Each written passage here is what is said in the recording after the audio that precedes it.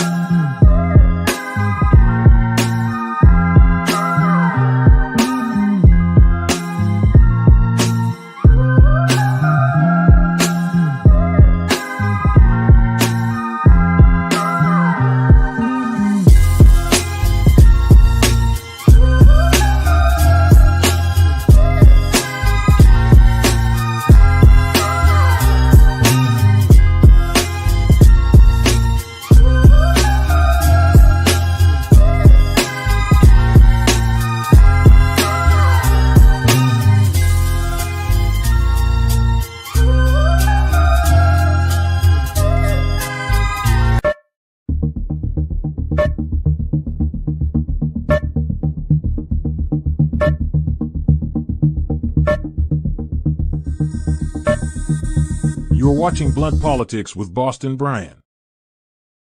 What's up, guys? Welcome back. Appreciate it.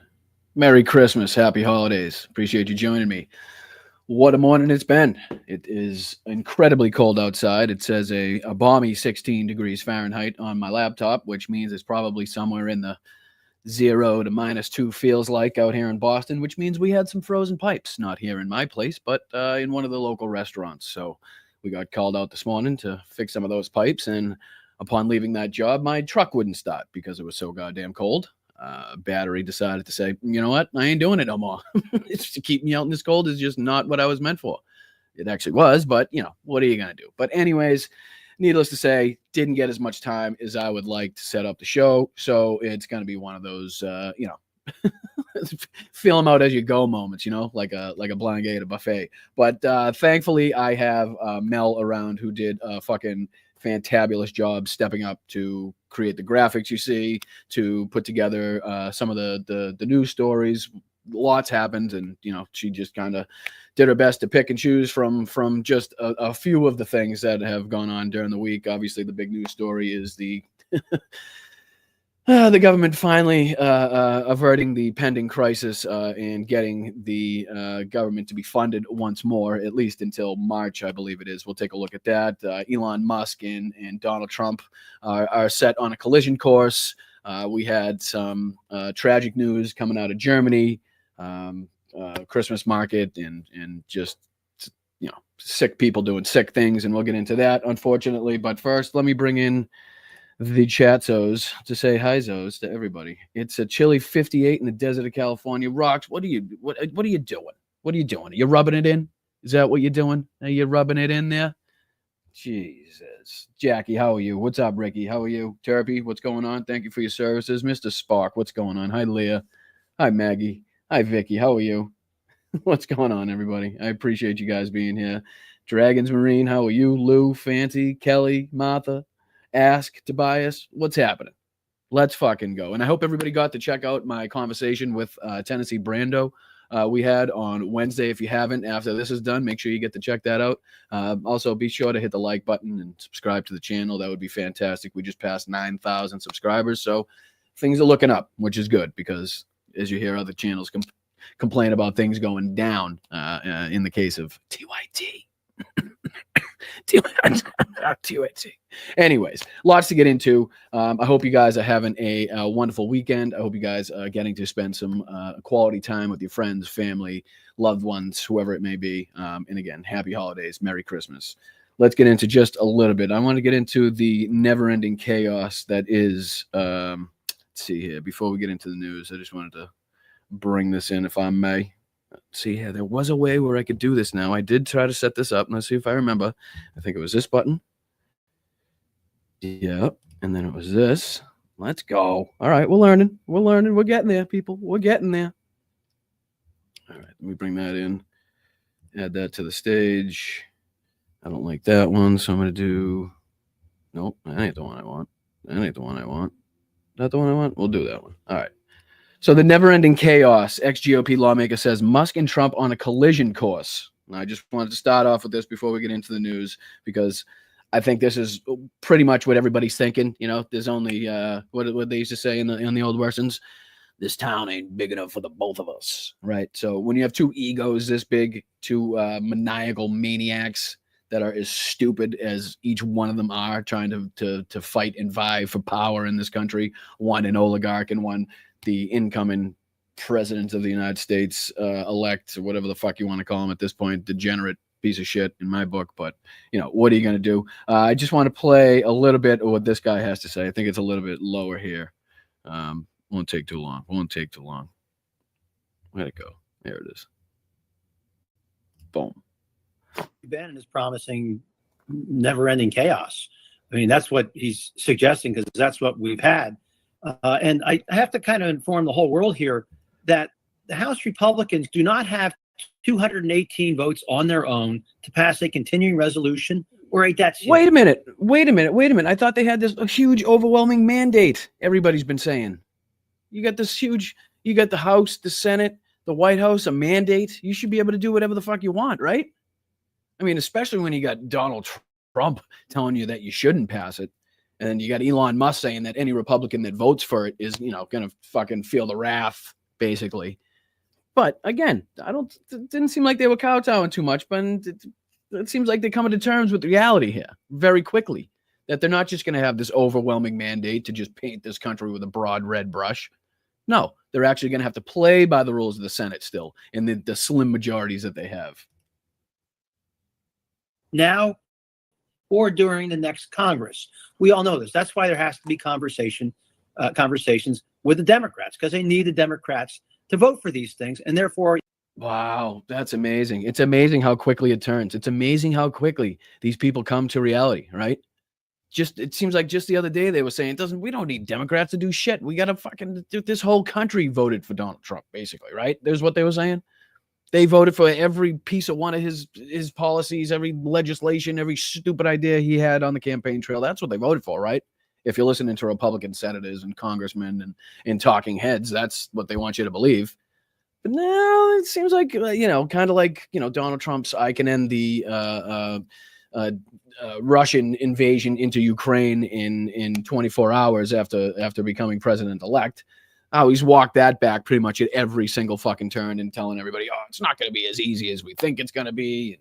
Maybe it's not as easy, as simple as we thought. No shit. You think? You fucking dumbass. Again, we told you so. They're going to expect things in these bills. So I'm not sure what Steve Bannon is talking about. And by the way, the hardliners in the House Republican Conference and Donald Trump were the ones who insisted on not completing the appropriations bills, all 12 of them, before Christmas. They said kick it into the new year. Well, they got their wish. Then there was a bipartisan deal. Then they blew it up. They changed their minds. Then they said, well, let's do the debt ceiling now, or at least Donald Trump did. And of course, they could have had this conversation, but they would have needed to start it right after the election. Oh, thank you, Moms. How are you doing? Happy holidays. Merry Christmas. See, you're the best. I appreciate you. What's your situation? Give us an update. How you feeling? Where you're at? What are we doing? Are we celebrating? Hopefully we're celebrating. I really do. I hope you're feeling well. I hope you're feeling better. And I definitely hope that you're home. Hi, Tanya. How are you? Thank you for your services. Stoneflower Dragon. How are you? What's up, Bob? Deb? How's everybody doing? Shitty, no changes. Fuck. Come on. Well, we're praying for you. We're rooting for you. We're rooting for you. Please get well soon. We love you. Sorry about that. Damn. Yeah. Man, I'm sorry, moms. So I think what Steve Bannon is simply promising is never-ending chaos and dysfunction, and I'm not so sure the American people are going to be up for that. Jonathan Last, who's an It's amazing. You don't think they're going to be up for that after what? After what we just saw, one of the least productive Congresses in the history, if not the least productive, or is it the least productive House? One of the two. But it ain't good. Whatever it was, they didn't get shit done. Sally, thank you so much for the 9K. Count 'em. Boston Brian Lobs says, let's fucking go. I appreciate it. You guys have been, behind my back 100%, and I really, really couldn't thank you enough. Especially during the holiday season. I'm very, very thankful for you guys. I really, really am. So thank you. Keep hitting the like button. Keep subscribing. Let's get it up to the moon. Let's go. We're going to 10. We're going to 10K. We're going to 10K. Well, slowly but surely with real people, might I add. an editor at the Bulwark, writes, quote, right now America has 3 presidents, which means we have 0 presidents. The federal government is about to shut down. Imagine a time in history we could write that the United States has 3 presidents, which means we have no president. It's stupid because obviously Joe Biden is the president, a lame duck president as he is, but still, he's still got some power under his belt. Because Biden has declined to intervene, Trump has intervened on one side, and Musk has intervened on the other. The question is, how long can this situation go on, unquote. Charlie, a month from now, Biden will be officially out of the equation. How do you see this dynamic between Trump? This is what we want to know. This is what we want to know. How long can this buddy, kind of fake cop relationship, not cop, fake, I don't know. I think buddy and cop, buddy cop drama kind of came into mind, but just like this fake relationship between Donald Trump and Elon Musk, because Donald Trump doesn't understand a goddamn thing Elon Musk is talking about, and Elon Musk is at least smart enough to know that Donald Trump is a dipshit, right, and has absolutely no idea what he's talking about, just has the money to throw around, or at least the appearance of wealth to throw around by sucking off of his his poorest and most gullible fans that he's got out there to keep subscribing and buying his cologne and buying his sneakers and NFTs and other bullshit. You know what I mean? That's how the Trump organization is going. But again, now that he's got his hands back in the White House, he's gonna try to pad his pockets and his family's pockets for a long time, no matter regardless of what the fuck people want to say about it. And Musk playing out as Trump returns to the White House. Trump, just for people who weren't paying close attention yesterday, stood with Musk when it came to getting rid of the compromise bill. And then Trump was supporting the Republican bill that then went before the House and failed. And, Musk had been drumming up opposition to the original bill. Right. And it seemed at some points that maybe. Yes, that it was going to come to heads there, right? I mean, I don't think it took a genius to figure that out. I mean, especially Mike Johnson stuck in the middle. He doesn't know. I kind of feel bad for Mike, but not at all, actually. But it's funny to watch him squirm and to try to keep both sides happy and to try to make it seem like he understands this side, but he's got to do this. And I know this side really understands that we need to do this, even though they're trying to say that anybody that votes for that, they're going to be fucking primaried. Right. So it doesn't really seem like they understand what you're going through, Mike. Seems like they're saying if you vote for it, you're going to get primary. That's what I heard, The excitement and the opposition that Musk had built up, fed into the opposition to the bill that Trump supported.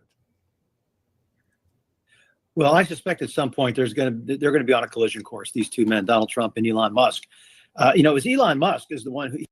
Now, I don't know if he's the first senator or lawmaker to say this on camera, but you can be damn sure that he's not going to be the last, and you can be damn sure that you've heard this in independent, liberal, progressive spaces for a while now, knowing that these two, they just cannot coexist in the same space. Not only that, but Donald Trump does not like somebody else in the room that has a brighter spotlight shined upon him. I mean, you could almost say that this whole thing was kicked off when Barack Obama made fun of Donald Trump at, what was it, the White House Correspondents' Dinner, So, and that kind of set Trump off to say, well, I'll take his job, which, who know how the hell he knew this country was ripe for that fucking situation. I don't know. I think I'm giving him too much credit. It just he backed into it. Thank you, Larry. Appreciate you, brother. Thank you for all the contributions too, especially around this time. I know everybody's, trying to buy presents and trying to fly to go see family. And I know it's a tough time of year for everybody. So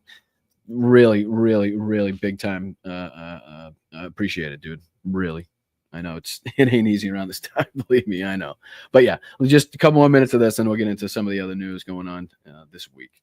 He's the one who really tanked the bipartisan compromise. And then Donald Trump belatedly jumped in with an assist. And I can't imagine that Donald Trump was too happy that that Musk is out there kind of directing Congress to do something, take an action without his knowledge, apparently. But it was all after.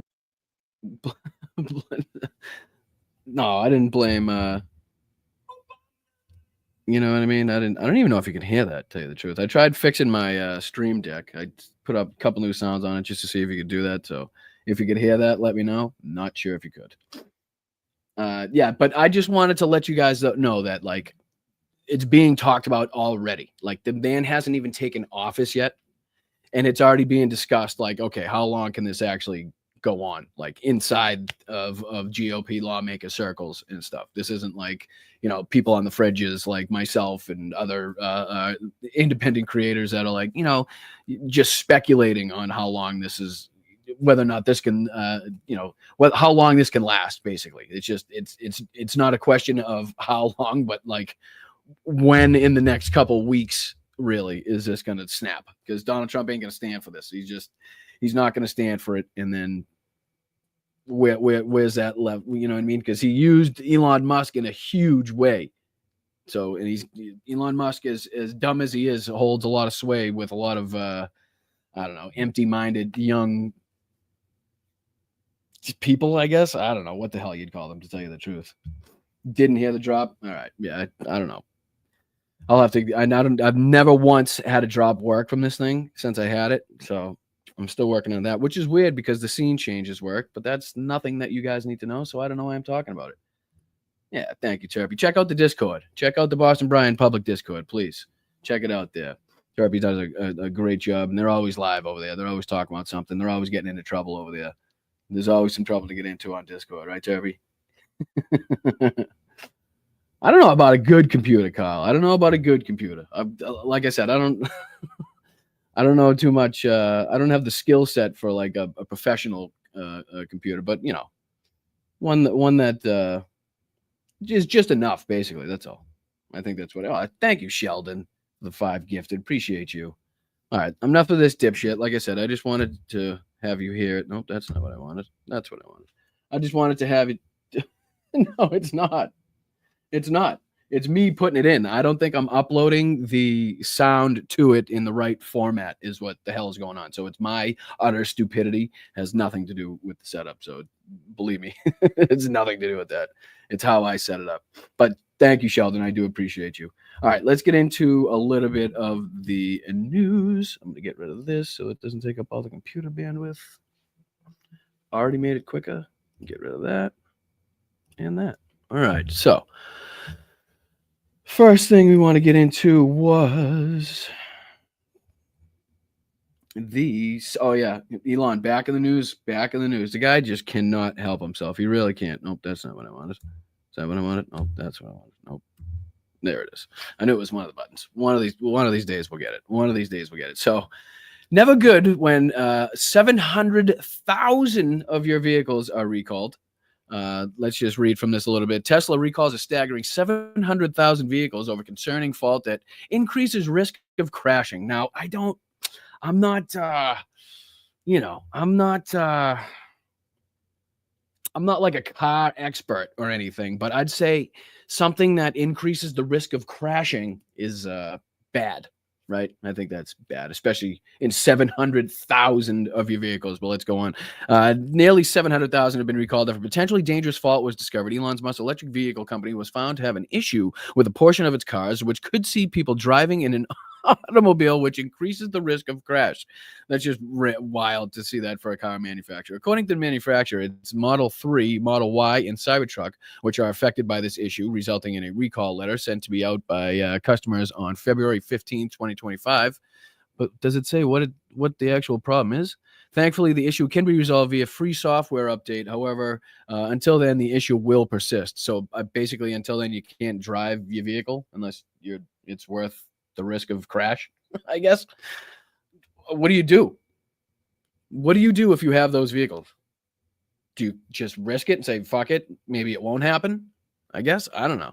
While there's a problem with the system, it has not resulted in any injuries, crashes, or deaths of drivers or passengers. In response, the company is recalling 694,304 of its models, according to a National Highway Traffic and Safety Administration letter. The letter reads, the tire pressure monitoring system warning light may not remain illuminated between drive cycles, failing to warn the driver of low tire pressure. Oh, right. So if you got a flat tire, it ain't going to tell you.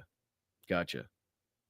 Driving with improperly inflated tires increases the risk of crash, end quote. This is the first time the manufacturers had to recall cars. It isn't the first time. It took back 1.8 million vehicles in July of this year due to a bonnet issue. I like this. Is this from England? I like it. I like the terminology. A bonnet issue saw the software issue failing to detect an unlatched hood. In May, it also recalled 125,000 vehicles because of a seatbelt issue. And in February, it took back over 2 million vehicles as warning signals showing in smaller font size.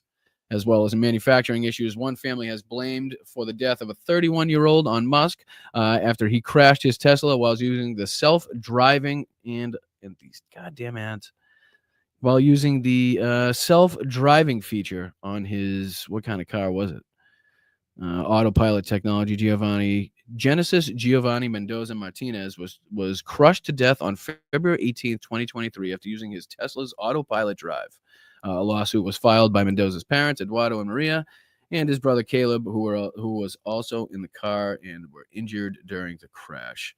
So now this goes back to just a couple weeks ago when we were talking about how Musk had his lawyers try to get rid of one of the regulations allowing the federal government to investigate crashes so they could, again, make cars safer in the long run. They can investigate what happened, what took place in the crash, what the vehicle, how the vehicle performed, what the vehicle didn't do that it should have been able to do, those type of things. It's a little scary when you have a guy that's recalled. What was that? That's easily over 3 million of his vehicles have been recalled just listed in this one article.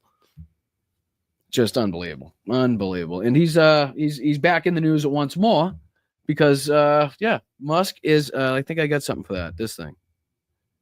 Oh, you didn't hear it though. Hold on, you didn't hear it from that one. So that means I got to play it from here because he's a fucking Nazis.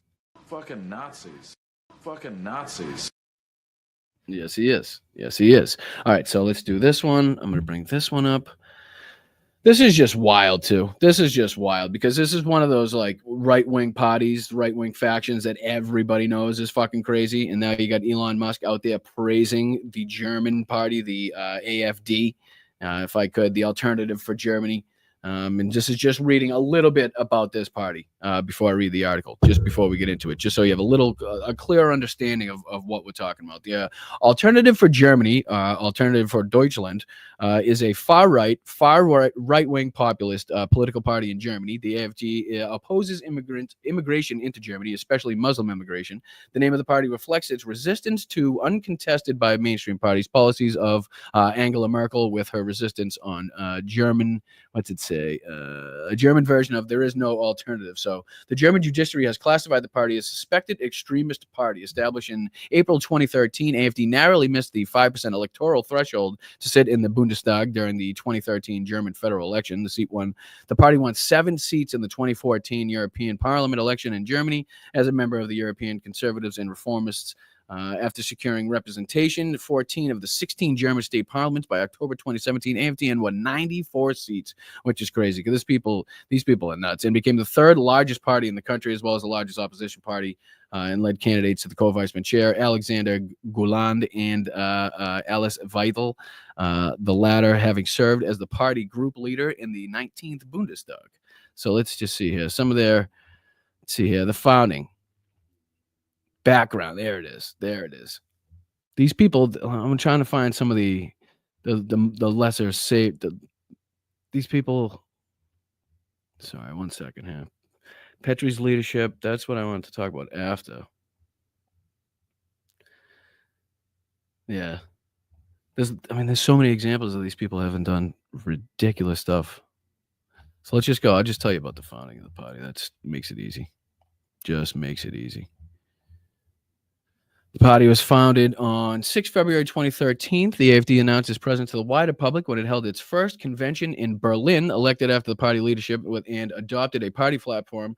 Bernd Lucke, entrepreneur Frauke Petrie, and Konrad Adam were elected as speakers. AfD's federal board also chose Alexander Gulan, Roland Klaus, and Patricia Kassel as its 3 deputy speakers. The party elected treasurer. We don't care about this. We just want to know its policies, man. Let's see here. The Young Alternative for Germany was founded in Darmstadt, London, in detail. The Conservative Party in April 2013. The paper's Berlin's correspondent Marchad revealed that the SPD and CDU had conducted opposition research to blunt the growth of the attraction of the AfD. All right, so let's go into what Musk actually said here. Outrage as Elon Musk claims only AfD can save Germany. German health minister calls U.S. billionaire's intervention weeks before election undignified and problematic. Elon Musk has caused outrage in Berlin after appearing to endorse the far-right anti-immigrant Alternative for Deutschland. Musk, who has been named by Donald Trump to co-lead a commission aimed at reducing the size of the U.S. federal government, wrote on his social media platform X, "Only AfD can save Germany." He reposted a video by a German right-wing influencer, Naomi Seitz, who criticized Friedrich Merz, the leader of the conservative Christian Democrats, who has the best chance of becoming the next German chancellor, and praised Javier Milei, the libertarian president of Argentina. The German health minister, Karl Lauterbach, called Musk's decision to wade into the German political debate weeks before the snap election undignified and highly problematic. Europe's largest economy is expected to go on the polls on 23 February after the collapse last month of Olaf Scholz's center-left coalition. The AfD is running in second place in opinion polls, which is scary to think. Elements of the party have been classed as right-wing extremists by Germany's domestic intelligence services, and mainstream parties have vowed to refuse to work with the AfD at a national level. So again, this guy, anytime you have Elon Musk sticking his nose in not only our politics, but also geopolitics, especially to push far right wing populist extremists in Germany of all countries, I'd say it's problematic and something that we need to keep our eye on. So yeah, let's see here. What do we got next? Yeah, this is sad too. This is sad. Going back to Germany. This is got to talk about it though. Got to talk about it. Car slams into a crowd at a Christmas market in Germany. At least 5 killed, 200 injured, officials say. Germans on Saturday mourned the death of at least 5 people, including a 9-year-old boy. Excluding a 9-year-old who were killed. At least 200 were injured after a Saudi doctor intentionally drove into a busy Christmas market at Magdeburg on Friday. The driver of the car, a 50-year-old man who arrived in Germany in 2006, was arrested and taken into custody for questioning, authorities said. Magdeburg police said that the current assumption is that the man, who had indefinite permission to indefinite permission to stay and work in the country, was a lone perpetrator. I know we do have some more. Let's see here. We do have some more information on this. Let's see. If I go to this one. What we know so far. Yeah, what we know about the suspect behind the German Christmas market attack. A driver who rammed a car into a crowd Christmas market in Germany and Magdeburg, killing at least 5, injured more than 200, has been identified as a 50-year-old Saudi Arabian citizen who had lived in Germany for more than a decade, worked as a doctor, established the motive of the suspect named by a U.S. activist group as Taleb al-Abdul Mohsen. who had a history of making anti-Islam statements and said that he had helped people, particularly women, flee Saudi Arabia. The chief of the Magdeburg Public Prosecutor's Office, Horst Walter Nopens, said that while his office needed more time to determine the motive, the suspect may have been unhappy with Germany's treatment of Saudi refugees. Nopens suggested that the alleged hacker could face 5 counts of murder and 205 counts of attempted murder. The suspect first came to Germany in 2006, had permanent residency in the country, and had permission to work. Reuters news agency released an image of the suspect. I shall not do so on my show. The suspect was arrested and is thought to have acted alone, according to German authorities. But yes, sad all the way around, especially for something as senseless and ridiculous. That, like, not even knowing what the hell, you know what I mean? There's no clear motive behind it, just some rumors, it seems like. Just totally senseless, in my opinion. So sad. Let's go out to, obviously, all the families affected on that one. That's just a shame, especially during this time of year. Anyways, moving on. My apologies to anybody again involved in that one. That's just a sad story all the way around. This one's wild. This one is absolutely wild. I don't know if you guys have. Let me see if I can get rid of some of this so my computer doesn't actually fall apart. Yeah. Oh, what happened? Can you hear me? Everything just went dark for a second. Did that one. I did this one. I did that one. All right. This is crazy to me. An absent GOP congresswoman found in assisted living. Let me get into this one. This is from Rolling Stone. Absent GOP congresswoman found in assisted living home. Report.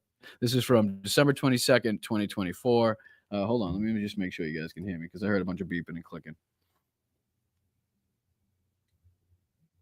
Hey, what's up, Slacks? Slacks, happy Christmas. Merry New Year. Happy Chanukah. Hope you're well, brother. Hope you're having a good one.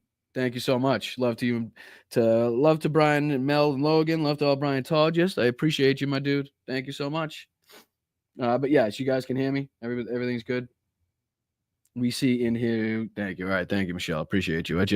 Every time this thing beeps at me, I'm not sure what's beeping because it makes the same sound, like if the mic disconnects or if the mouse disconnects. So no matter what happens, it kind of makes the same sound at me. So I just never know what's happening. All right. But this is, again, one of the more wild stories. How do I get? Oh, here we go. Let's see here. Oh, no, I don't want. Dude, they have, if like, all right, for 1 second, if people just could find a way, like if these people just worked on curing cancer or, I don't know, making dogs live longer, if they put as much time and effort into those things as they did trying to figure out how a fucking ad can take up every possible inch of the screen at every given waking fucking moment, would probably making some headway there. You know what I mean? Christ, it's ridiculous. Absent GOP congresswoman found in assisted living home. This is great. Here we go. All right. So, all right, Jesus. Oh, in November, I was able. Oh, here we go. What is this? It's a letter here? Oh, there it is. Republican Rep. Kay Granger, who has missed 100% of votes in the House since July 24th, has been in assisted living and memory care home, according to a report. Her staff denies that she is in memory care. What is memory care?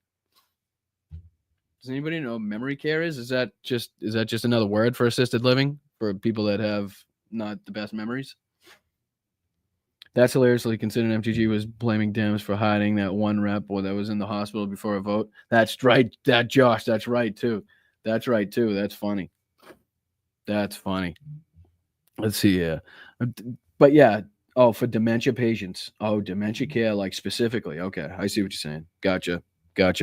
Clearly, I'm the only one that didn't know that. Thank you, Mel. Her staff denies that she was in memory care, with communications director Valerie Nelson telling Rolling Stone via email, Kay Granger is not in memory care. end quote. Nelson also shared a statement from the Congresswoman who said she has been experiencing, quote, unforeseen health challenges over the past year, end quote. I am deeply grateful for the outpouring of care and concern over the past several days. As many of my family, friends, and colleagues have known, I have been navigating some unforeseen health challenges over the past year. However, since early September, my health challenges have progressed, making frequent travel to Washington both difficult and unpredictable. During this time, my staff has remained steadfast, continuing to deliver exceptional constituent services as they have for the past 27 years.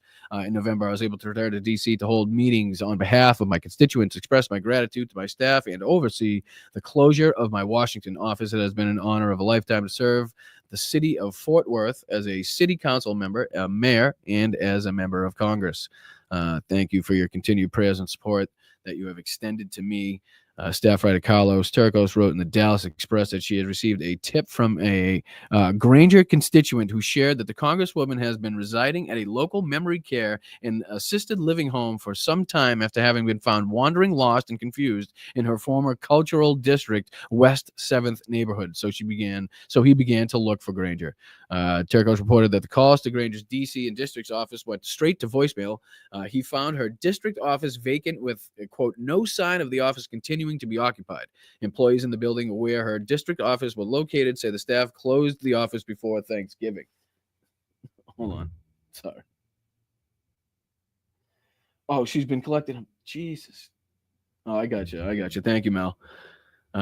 Let's see here.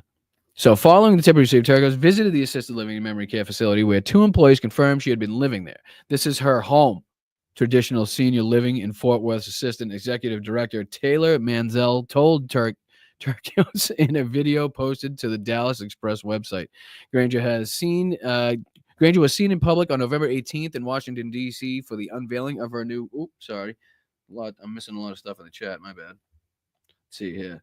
Thank you, Sally. Appreciate you. Thank you very much. And thank you, Linda Lou. Appreciate you for being here for 7 months. Happy holidays, Boston. Brian, right back at you, Linda. Appreciate you.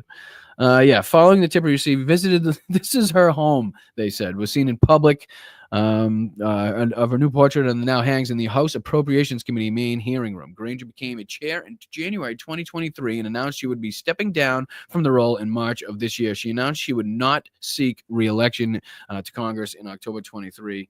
The page on Granger's congressional website that once listed all of Granger's votes now shows an error message. The page you have requested does not exist or is undergoing routine maintenance. A snapshot of that page captured in the Internet Archive December 16, 2024. Just a wild story. And as been reported, she has been collecting a paycheck the whole time while showing up to 0% of the votes, missing 100% of the votes. Just the shit that happens. It's just the shit that happens. I'm not going to keep going into that. It's just one of the wild stories that if you want to check out, you can check out. We'll see if we can link to the article below. All right. And here's, again, a not so fabulous story. Let me see if I can go to this article here.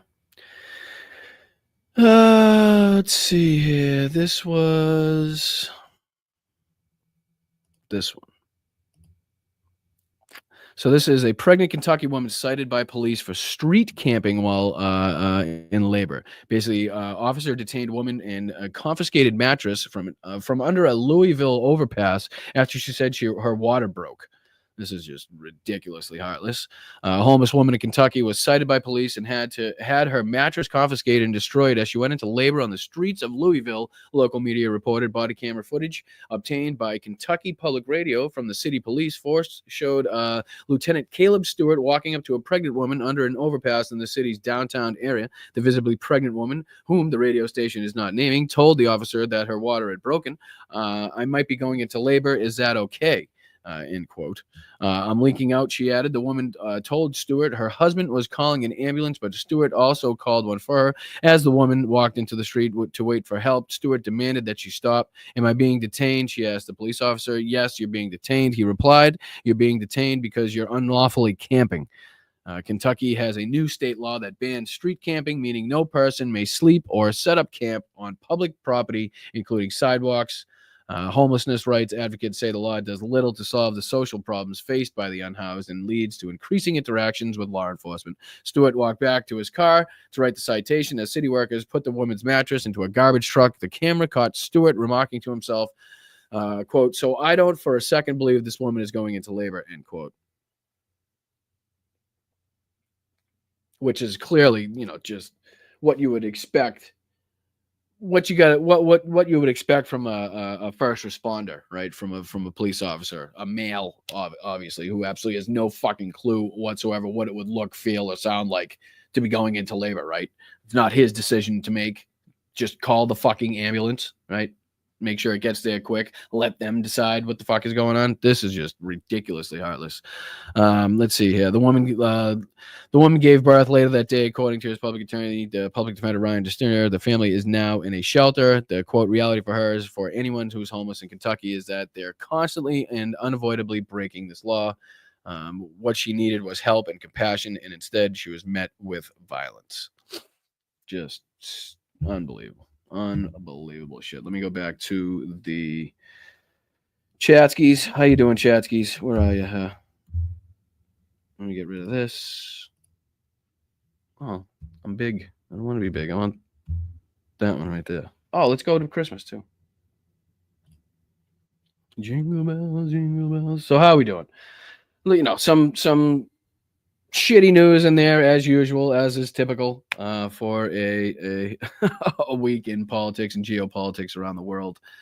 Just the inhumane treatment of women that especially is taking place in southern states and red states continues to amaze and appall even the craziest of imaginations, really. You know what I mean? It's just what we thought was possible. What we thought we were on the verge of doing away with is now what we're on the verge of seeing more frequently, which is a little bit scary to think. But all right, let's see here. We got a few clips to get into too. Again, I didn't have a chance to set these up in the way that I would like to. Should we take a look at this asshole? Let's take a look at this asshole for a sec. I don't see what he had to say. So CNN wanted to praise this lunatic. So let me see if I can do this, that. Come on. Here he is right here. There it is right there. At the stage, share the screen, do this. This is I guess Joe Manchin's last gasp at some airtime. I guess. I don't know. This is supposedly Joe Manchin torches Democrats on the way out the door. Let's see here. I'm gonna do this. Do this. I just want to see a little bit of what this asshole's got to say. I don't have 60% of women experience side leaks with bladder protection underwear. That's because how fast they absorb. And wonderful. Can't imagine what this guy's gonna have to say. And what is that? What are they sitting in a bar too here? What's going on here? Did anybody catch this? Come on. 4, 3, 2, 1. Skip. All right, there we go. I need more than this to get purely out of curiosity. This is be the worst performing Congress in the history of the United States of America. And it's all because the House cannot move. That one vote vacate, one person can threaten the speaker every time. And the only way you can remain speaker here is to do nothing, because you're going to make someone upset. There are very fewer and fewer people like you in the Senate. I mean, is that? Well, my colleague Thank said, fucking God. What did he say? What did he say? Did he beat me to it? Remain speaker here is to do nothing, because you're going to make someone upset. There are very fewer and fewer people like you in the Senate. I mean, is that? Well, my colleague would say, thank God. Yes. He did beat me to it, you prick. He knows he ain't liked. He knows he ain't liked by either side. This fucking loggerhead. I was going to say leatherhead acumen. That was good. We They would, including some in your former party. Oh, many of my former party. Do you still consider yourself a Democrat? It doesn't matter what he considers himself, because the Democratic Party doesn't consider him a Democrat. He can get the fuck to step in. We don't give a shit. Don't let the door hit you, Joe. Don't let the door hit you. You can over there as far away as possible, please, and thank you. I am not a Democrat in the form of what the Good. We don't want you. Democratic Party has turned itself into. What has it turned itself into, Joe? Please explain. The national brand? Absolutely not. And they Make him explain. Make him explain what he means by that. Interviewer, dude. know that. They're all good people on both sides. But what What? Was that there's a very fine people on both sides moment by Joe Manchin? But what the Democratic Party has turned itself into, the national brand? Absolutely not. And they know that. They're all good people on both sides. but what They're all good people on both sides. See, that's just the problem right there, Joe. We're what? Fucking, I don't even know how. We're 50 seconds into this, and I've literally heard all I need to hear from this. Once you say there's very fine people on both sides, they're great people on both sides of this. That's when you lose me. That's when you know you've lost touch with reality, right? Because I don't know, maybe in the rich crew, there's very fine people on both sides. Maybe at some level, when you have enough money and enough wealth accumulated, you can find very nice people on both sides. But as far as whether you're an authoritarian or a fascist or a progressive or a liberal, there's not very fine people on both sides of the racist, bigoted, transphobic, fucking, homophobic movements. I can tell you that much right now. Pieces of shit on that side, people that want change on that side. No fucking mingling in between. So I've already heard enough. But let's give me 2 more seconds. what do you think is the reason for? You said you're not a Democrat. What caused Joe Yes, good. What did cause that? Manchin to divorce himself from the Here's what Democratic I Party? told them. I said, you ought to figure out how you lost somebody like me. I was No. Don't put that shit on us. He asked you a specific question. Don't be fucking putting the responsibility on us on why making us talk about why we lost you. We lost you because you're fucking old and you're out of touch and you're rich and you don't give a fuck about anything but your tax breaks and your tax benefits and shit. And you want to make more money off of coal than you want to help get this fucking planet into an actual ecosystem that can be sustainable, right? That's what this motherfucker cares about. That's why don't put that on us. That ain't about us. We didn't change our values. Your values changed, supposedly, right? What you used to claim were your values now don't seem to be your values anymore. So the party didn't move. You moved. was born as a Democrat because of my grandfather's love of FDR. That's what we have to remember. Born as a Democrat. What year was that, Joe? What year was that? What year was Joe Manchin born? Just humor me for a sec. Humor me for a second here. Joe Manchin. He's 77 years old. Let's see here. August 24th, 1947. Now, does anybody know what the Democrats of say, I don't know. I know he wasn't a Democrat right away, so let's give him even, I don't know, fucking 20 years, right? Let's give him 20 years. So let's say 67, right? What were the Democrats of 67 like? Were they like the Democrats of today, right? Were they the Democrats of today? I can't remember what significant thing changed.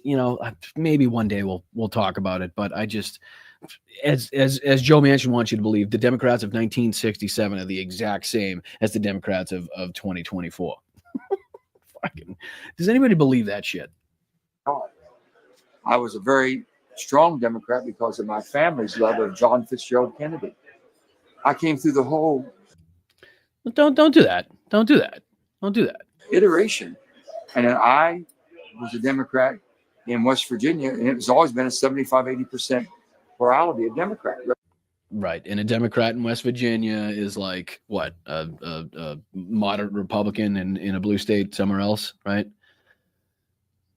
Pretty much. I mean, you gotta run to get reelected. That's what it is in these states too. So even as a Democrat, if you want to get reelected, you kind of have to toe the line, but still, there's a fine line to walk, and then there's just total capitulation and total saying, fuck it, that I don't align with these people that want to, like, again, as I always say, get health care for as many people on the fucking planet as possible, and, you know, make sure that the houseless have a home, and make sure the vets being taken care of, and, you know, the labor unions are being treated well and respected and amplified, and to make sure progressive and liberal values are being followed in the House and Congress and the laws that we pass, and, you know, that those crazy things that we believe here on the left, you know, just ridiculous nonsense, I guess. Registered Democrat.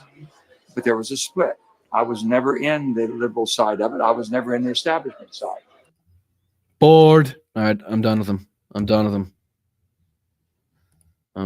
All right, Joe. No, you can. Thank you. I have no time. I just really wanted to just hear what his explanation for leaving the Democrats was, and what his, criticisms of Democrats were. And clearly, he didn't have any. He just basically said, it's on us to figure out why we lost him. Like, we give a shit. Get to stepping, Joe. Get to stepping. Thank you very much. What else we got? That we can take a look at? Let's see here. Oh, okay. Okay. I guess we got to take a look at it. I guess we'll take a look at it. This ain't going to be. All right. Shut up. All right. This is Steve Bannon on with Megyn Kelly. Two deplorables in one space. And let's see. Oh, imagine what that room smells like with Steve Bannon in it. Good grief. Let's see if I can play this. Present. Share. Bannon. Yeah. Eggs are never as expensive as right, Lincoln. Truer words have never been spoken. All right, so let me add this to the stage. I'll probably do this one. Nope, that ain't working. That is working. Let's do this one, just so you can see it. All right, let me play this a little bit. Yeah. 6 months outside a year, but 6 months first. This is Megyn Kelly asking Steve Bannon, how long do you realistically give Donald Trump to get some of this stuff done that he's been saying? You know, some of the stuff that he's been saying he can do in 24 hours, one day, one meeting, one phone call. How long now do we realistically give him? How long do you think Trump has to really get things done? 6 months outside a year, but the first 100 days, first 6 months. Did you hear her sigh? Oh, man, he said 24 hours, man. He said everything was going to be fixed as soon as he was fucking elected. He didn't even have to get in office yet, and the shit was going to be fixed. He was going to call Netanyahu. He was going to call Putin. He was going to call Zelensky. He was going to call Xi. He was going to call everybody, and everything was going to be solved. That 24 hours later, you wouldn't even have to think about it. But now, again, we're seeing the wheels be walked back. We're seeing everything be walked back very fucking quickly here. Very fucking quickly, more rapidly than I even saw coming, right? Like, I thought they'd try to at least put on a brave face for a little bit and act like it was possible until at least maybe he was inaugurated. But they're just coming right out with it. Like, listen, now that you elected us, we know we can't get half of this shit done. So we're just going to tell you about it. But here we go. Months, you got to be getting all three. You got to get he's got to personally get involved in the bringing to a conclusion the Ukraine war, and I think also this Middle East situation, particularly with the Persians getting close to a nuclear weapon, as he warned about. I think on the border, hold on. I'm sorry. Did he just say was he talking about the brutal invasion of Ukraine by Russia? So 6 months to a year now we're giving him? What happened? Where was this? What happened? What 24 hours? Dude, what the fuck? That is a big part of why I think maybe, I don't know, some everyday citizens of this country decided to cast their vote for that guy. Because they thought maybe he had a chance to do this in 24 hours. Why they believe that, I don't know. But again, why anybody believes any of his bullshit, I don't know. But they do. Reconciliation, Miller and Homan, the deportations, building the wall, and then the financial and economic crisis. He's got, I think, outside a year. I would put it as, for planning purposes, 100 days to 6 months. You got to get on with it. And I mean, this is my point. Yeah, you got to get on with it. You just got to get on with it. I mean, again, why you can't do it in 24 hours, I haven't really heard that be discussed by Megyn. I think that would be a fantastic question by somebody that was, you know, kind of trying to pretend and act as a journalist. Maybe even just throw that out there. But like, can't you just be like, hey, I do remember him saying something about 24 hours. I do remember him saying that. Steve, can you address that a little bit? Like, why is it now 6 months to a year we're giving this guy? Please, anybody? Point. You got to be driving this thing every day. I wouldn't even take off if we're right. Grumpy cat. Which again, you got to think puts Ukraine in like a kind of fuck it kind of mentality, right? If you're gonna end up losing the funding and the weaponry anyway, you might as well take what you have now and use it to the most drastic effect, right? So that almost might have the opposite reaction and effect that Trump thinks it's going to have, right? If you were Ukraine and you would just be like, okay, everything that we have now, that's the last of what we're going to get. There's no sense just, you know, shooting them off like to be efficient, right? To make them last, you might as well just send them off in the biggest bang you possibly can. Take the biggest targets you could possibly find and take those ones, right? Whatever the main targets are, the ones that you were kind of leaving as the upper echelon, those are the ones that you go for now. Sorry, those just got bumped up to class number 1 on my book. Let's see here. Sorry. Nope, that ain't it. we were on the team, I wouldn't even take off even Christmas Day now. I'd be grinding every second of every day because they're lying in wait. And remember, they're going to put $1 billion in the back of Hakeem Jeffries to flip a handful of seats in the House. Oh, they're worried about it. I like how he's worried about it. On the House side in 26. And the first thing Hakeem Jeffries is going to do is he promises to his donors, impeach Trump. We're not out of this. We're far from being out. Even everything we accomplished, extraordinary. You and everybody on the media side in this new ecosystem, inspiring people, the people coming out and do it. This is a people's victory. But November 5th, you got to understand, that's just that gets you to the table to start the fight. And it's going to be brutal. They're going to pull out. They will pull out every stop. You've already seen. Again, it's amazing to me. It's almost like they all got the memo. And it's like, okay, you guys got to go out on media now and somehow try to get these people to walk back their expectations of our administration, right? After we just spent our whole campaign talking up the things that we could do, right? And lying to the American people about the things that we were, that we're able to accomplish.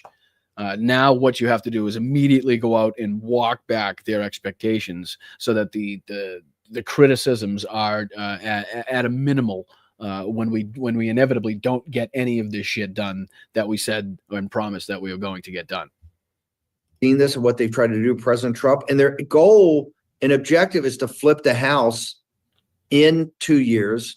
And Hakeem Jeffries, the first thing he'll move is impeachment on Trump and maybe many people in the cabinet.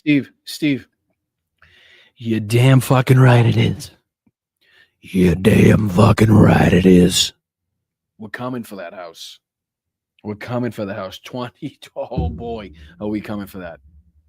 So folks have got to understand this is a political war. And we're at the very beginning of this. This is not, don't think the great work we did on November 5th means anything to these people. They could care less. We could care less. It means nothing in the long run because we're still going to come for that fucking top spot, right? We're coming for that midterms because, again, our job is to make the American people realize the things that they were promised, the things that you and Trump and the rest of the GOP promised them during the campaign are just completely unrealistic. And even if they were to be accomplished, would ultimately be detrimental to our society and our country.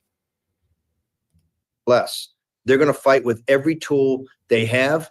And legal tool, political tool, information tool, deal from the bottom of the deck. Fucking Swiss Army knife. Let's see here. What other tools we got? We got him tool, Tim pool, dim stool. Sorry. Do things that are unfair. So it's and not even talking about our foreign enemies, the Chinese Communist Party, the Persians, the KGB in Moscow. This is, and oh, by the way, you got 10 to 15 million illegal aliens just on Biden's watch. I'm not even considering the people here before, just his watch. So stakes are high. Appreciate Let's it. say 6 months to the outside. How does he do it? How does he attack immigration in particular? Because what we'd love to see, of course, is an actual law that tightens the procedures that make sure some of these Trump policies become law, and the next president has to abide by them, especially if, it's a Democrat. But we don't have 60 votes in the Senate. We only have, 53. Again, what happened to the mandate? Oh, it makes me happy that they really do understand the position that they're in, and they're not just going to just be able to go out there freewheeling and dealing whatever the fuck they want to be, whatever they want to do. Which makes it tough because the Democrats could filibuster it. Maybe not, given that the temperature on immigration is so hot right now, and even Democratic voters. It's hot, hot, hot. Ooh. It's not hot. It's just people believe the bullshit, really, right? And say it's hot, more lukewarm. Wanted to see a crackdown, but so what exactly on immigration do you want him to do? This is what gets back to this concept called reconciliation. They have this thing, it's too technical to get into, but there are this instrumentality. It's way too technical for us to get into here. The people that are watching this show would never in a million years understand it. Even if I sat and laid it all out for you, you wouldn't get it. The people that watch Megyn Kelly are just far too stupid. It's basically what Steve Bannon just said to Megyn Kelly. She's not going to get it, but that's what he just said. Called a reconciliation, where you don't have to get cloture in the Senate. You don't have to get the 60 votes. He does sound like somebody else said that. Who said Ron? Somebody was saying that about, wasn't he on stage recently? Let's see if I can find that. Where was he on stage? Kind of sounded like he was a little trashed. Steve Bannon. I'm just going to put this on stage. See if we can find. Let's see what that pulls up. I don't know. Was it this one?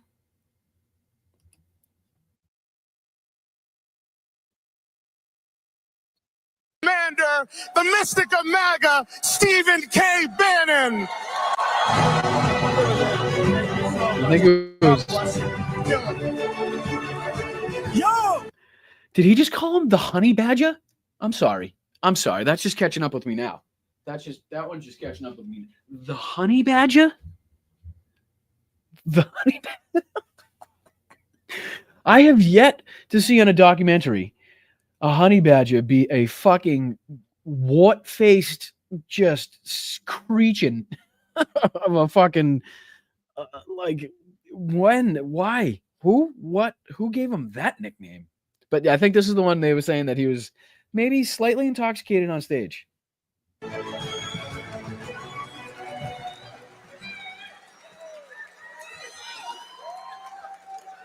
He looks a little. Yo! Are you guys drunk enough already? Okay, well, I guess that's. I guess we don't have to speculate. People were speculating on this. I'd say that's it's a pretty good giveaway right there. I love batting cleanup at 11 o'clock at night. Hold it, hang on. There are more convicts and more thugs here than in Danbury. Is this stand-up comedy night? And are you bragging about the amount of criminals at your event? Am I 2 for 2 on that one? And I'm just talking about club members. Thank you very much. Thank you. Look, 1 year ago. Oh, geez. He's tooted. He's tooted. He is tooted. At this very table, I think the table is right there.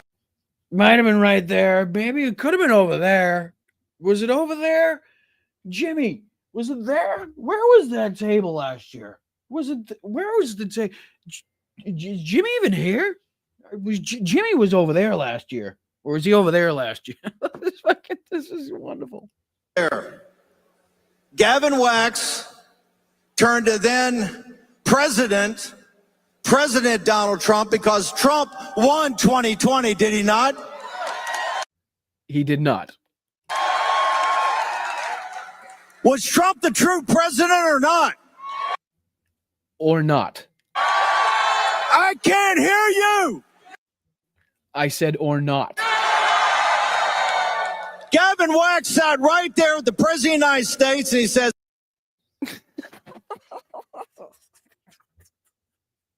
I'm sorry.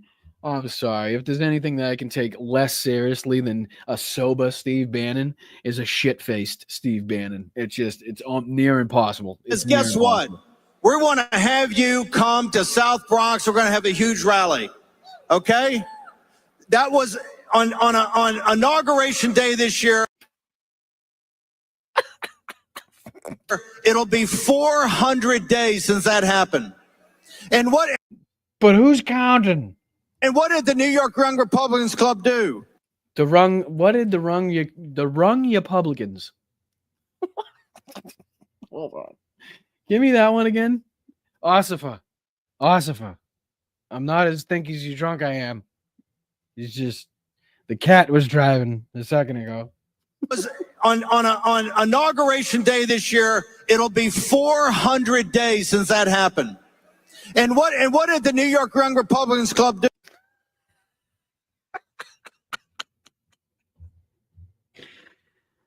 Oh, the New York Young Republicans. Is that a Bell Society? Right? Is that just the young people that go around ringing bells? That's great. When he was falsely charged and had all these false charges, made-up trials by Letitia James and Alvin Bragg, that entire group of Marxists up there. What did the club do? What did you guys do? You got the street to show up. This is. I don't even know what this is. What does it even say it is? It says it's what? What is this even? What is the event? This is Steve Bannon speaks at New York Young Republicans. Oh, I see. The New York Young Republicans Club 112th annual gala. I don't think they've been around that long. I'm gonna dare to say they haven't been around that long. Anyway, just a little bit more. It wasn't congressmen and elected officials from Washington, D.C. You turned out the boroughs. You turned out the... Is there just something like incredibly disturbing about drunk Steve Bannon ranting while on the other side of the screen, a fake mom and her fake child try to sponsor an ultrasound, something? There's just something weird about this whole setup. Bronx, you turned out Queens, you turned out Brooklyn, you turned out Staten Island. Right? Great. Now he's a rapper. Right. Go Steve-O. Go Steve-O. Everything you folks did showed the coalition that was going to win in November on November 5. Remember when you... All right, it's getting hard to follow. All right, I'm out of that one. But yeah, that's the one they say he's drunk at, and I'm going to say they are fucking right on that one. I'm going to say they nailed it. I'm going to say they nailed it on that one. He's definitely three sheets to the wind on that one. All right. I'm going to do this one. All right. Anyways, let's see what else we got we can dip into. Let's see. I know TYT was back at it too. What we know about this one, I can close that out. I can close that one out. I can close this one out. And again, I apologize for this show being so disjointed, but again, I got called out for an emergency this morning. Didn't get the amount of time that I like to get to properly set this up. This one's all set there because I took a look at his dumb face. That one's all set, and let's go back here. All right, so do we have to look at it? I guess we'll take a little bit of a look. This might be too good not to. Your money being sent overseas, illegal immigration, assassination attempts, supply chain shortages. So many ads on this fucking thing. That's the problem.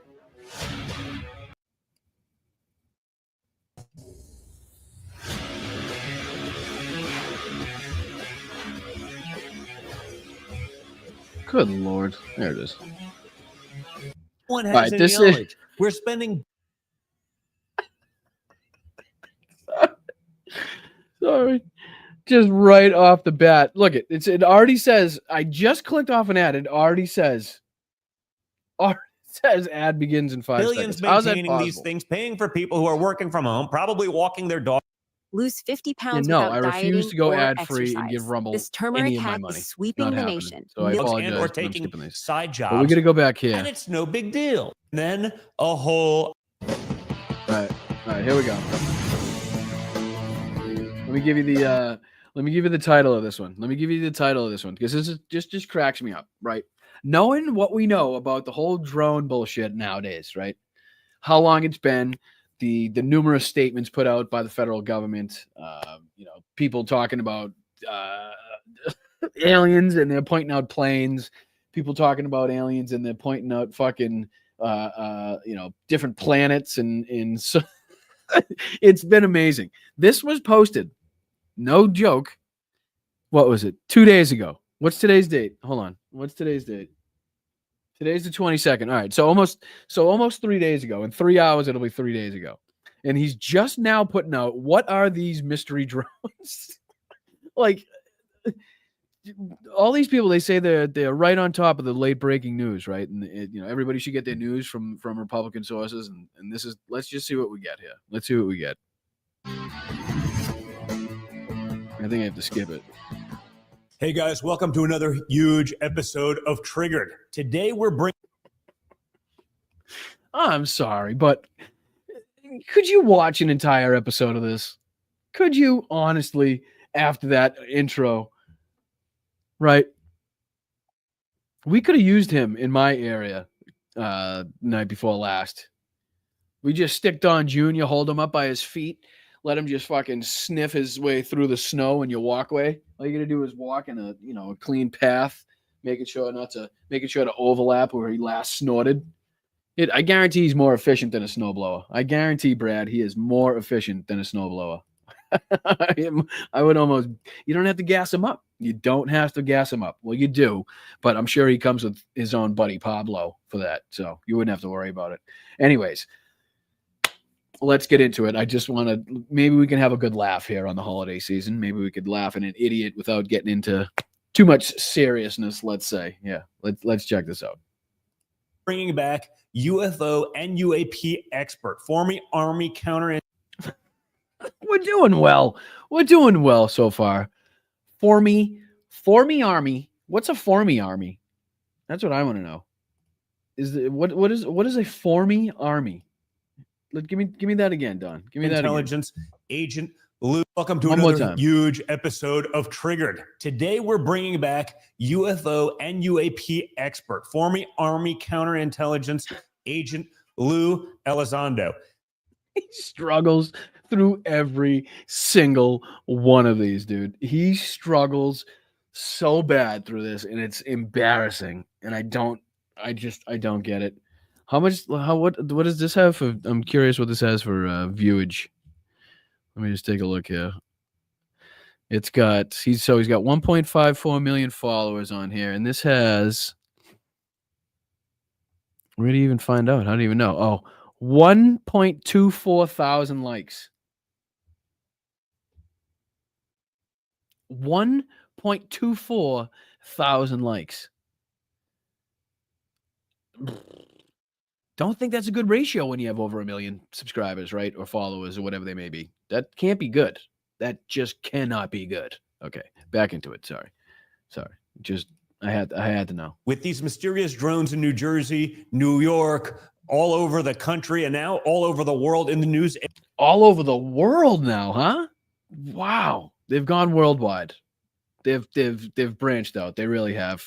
These capitalist alien pricks. Every day we figured Lou would be perfect to separate fact from fiction. First, we were told they were Iranian. Then maybe... No, we were not told they were Iranian. That is not what happened at all. Not what happened at all. You may have been listening to some boneheaded fucking congressman or mayor or whatever the fuck he was talking about a mothership. But in no way, shape, or form did that word come from the federal government of the United States of America. You did not hear that. Absolutely not. You did not. Maybe Chinese. Then nope, didn't hear that either. Didn't hear that one either. Didn't. I just didn't. Did you? I didn't. Did you? Nope, I didn't. Some statements from the DHS and FBI that no one really believes or understands. Because you're a fucking idiot. That's your fault then. So let me get this straight. So the people that told you it was Iran first, then they told you it was China first. You're going to list those as credible sources, right? You're going to believe what they said because that's what they told you first, but not what the DHS and FBI put out as statements to try to alert the American people what the fuck was going on. Does that make any sense to anybody? To anybody in the room? Anybody? And then a whole bunch of different videos popped up, raising even more questions. So we're going to get into all of that. So make sure. We're going to get into all of that. It sounds like he's on what's in Wolf of Wall Street, where he's on, what do they call them? Fucking, what are they, somas? Are they somas? Is what he's taking those? Wasn't that scene where he can't make it to the phone? He's like reaching for the fucking phone. He's driving the white Lamborghini Countach. I think that's what they were. Something like that. I don't know what the fuck it was, but that's what he reminds me of when he tries to speak. He's just like his mouth's in molasses. Sure you guys are liking, sharing, subscribing. Please like it. Because I'm Alpha Don. My name's Alpha Don, and you should like this. So you never miss one of these major episodes. And remember, you can get the show on Apple and Spotify if you miss it here on Rumble Stream. Shut up. Bias. And like Shut this. up. Guys, we're going to be talking about... What are you reaching for? The producer wasn't smart enough to say, hey, maybe put it within arm's reach. Is this going to be an ad read that he couldn't fucking reach? Out making America healthy again. Did you 1775 coffee? 1775. So not U.S. coffee. so what you're saying is it's not United States coffee. It's pre-United States coffee. What's that, though? That's what, 2 years after the Tea Party? Right? What was the Tea Party? Wasn't the Tea Party 1773? Shit.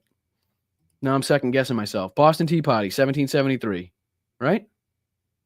Any history buffs in here? So these guys, it took them 2 years after we threw tea into the fucking... into Boston Harbor to come up with their coffee. Fucking late to the party. They were fucking late.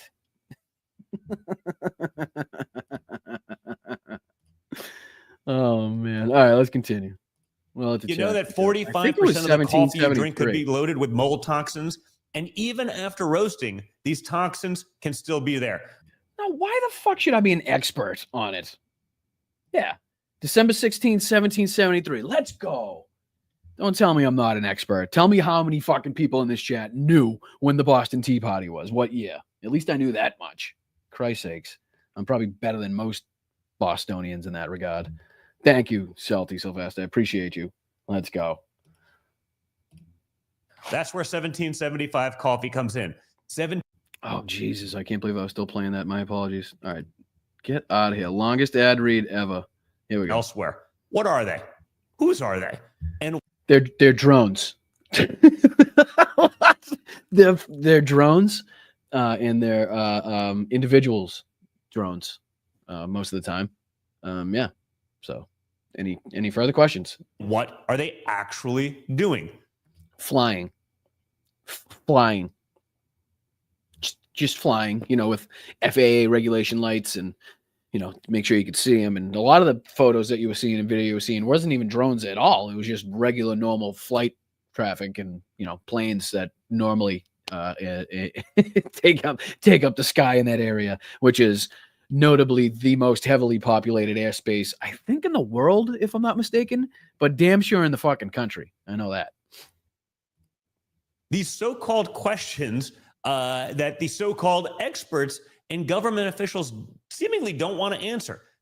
No, they have answered many times, many different statements on it. Many different times they've come out to debunk what other people have said, and also given the information on what they do know. That's what they've done many times. But don't worry, according to the I'm not worried. I'm not worried, and I'm in Boston. The FBI, DHS, and other really trustworthy agencies, everything is totally fine. Doesn't matter. Okay. I believe him. I have absolutely no reason to believe otherwise. Matter if we see thousands of drones flying over private airspace. And again, I'm talking about this like he's saying it in real time. I want you to know that we've had answers, and obviously the hubbub has died down since obviously the height of it. But this asshole, I don't know if he had this like pre-recorded and just decided to put this out a couple days ago, but he still thinks this is news, and like he's trying to break the story right now. He's really trying to crack this code that people have already forgotten about at this point.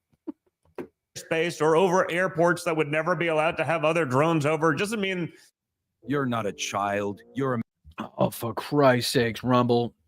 All right, let it play. How do I mute just that? man. So stop wearing so many Can I layers mute to just go this? outside and get the bear skin. doesn't matter that we don't know where they're coming from, and we can't track where they're from. It doesn't matter that some people Wait. So wait, you want the FAA to be able to track and regulate every single drone that is commercially bought at fucking Walmart, Stop and Shop, Little Peach? Is that even a thing anymore? Holy shit. Kmart, that's not even a thing anymore. Anyway, Jesus Christ. Anyway, but do you honestly believe that that's going to be feasible? Thank you, Colleen. Look at everybody blessing us for the holidays. Blessed holidays and great thanks for all you share with us. Well, Colleen, thank you so much for your continued contributions to this channel. Long-time listener, long-time contributor, and I really, really do appreciate it. I want you to know it is noticed, it is appreciated. You've done a lot for this show, and I want to make sure that you know that. And we all thank you here at Blunt Politics. Happy holidays, Merry Christmas to you and yours, from me and mine. Thank you, Colleen. Let's get back to Cracked Addict. can have a 7-foot drone hovering over their heads, but you can't actually hear it. And then they do A 7-foot drone hovering over your head, but you can't actually hear it. Now, I don't know, maybe John Jr.'s doing like whippets, because I know if you do too many whippets, you get the wongs, right? And it kind of messes with the hearing, and you just got wong, wong, wong, wong, wong. I was told this, at least. This is what I've been told by other people. So maybe that's why he didn't quite hear the 7-foot drone hovering above his head, because I'm pretty sure if a 7-foot drone was hovering above your head, the fucking rotors would be loud enough for you to hear. I'm just saying. Even the little ones are loud as shit. disappear in a blink of an eye. Guys, do you see the lights in the sky, guys? Look at the lights in the sky, guys. Guys, it's like they got lights so you can see them, guys. What are they doing there, guys? Good Lord, guys. It doesn't matter. In a 3-hour briefing with the House Intelligence Committee earlier this week, intelligence That's a plane. That's a plane flying in, Don. I'm sorry, but officials insist that's a picture of the light in some what looks like to be fog, so it kind of looks a little ominous, but it's not really. There's nothing nefarious about the drone. Nefarious. Okay. Or just nefarious, if you're English. An invasion. But the fact remains that mysterious drones have been all over the sky, and we aren't exactly getting a lot of information about what. No, you aren't, because you watch nothing and care about nothing but drugs. What they are doing or what they may be looking for. The drone sightings began in mid-November and were hovering over my father's place in Bedminster, New Jersey. And now state and local officials are pressuring the federal government to take actual action for a change. This was 2 days ago. Or this is wild to me. To at least I'm sorry. It is just wild to me that he put this out 3 days ago and was like, we're gonna show them. We are gonna put out some news, baby. give some guidance on exactly Some guidance. what's going on. That seems pretty reasonable. It's not what they're doing, though. And let's be honest, with this outgoing administration, does anyone really trust what we're being told or what Yes. might have been said Yes. during a briefing? Yes. We're going to get into all of this much more with Lou and get a clearer picture of the actual facts. That's coming. Is that what we're gonna get? Is that what anybody thinks we're gonna get? Are you sure, Dawn? Are you sure we're gonna get the facts? Up. But I'm skeptical. Oh, thank you, Lincoln. Dawn is smoking ice, baby. Oh man, how funny would it be if he's never done it? You know what I mean? Like how messed. Look at this. Look at that stoppage. Hold on, I'm sorry. I got to do this to him. DJ, I don't mean to do it to you, brother, but I gotta. Look at.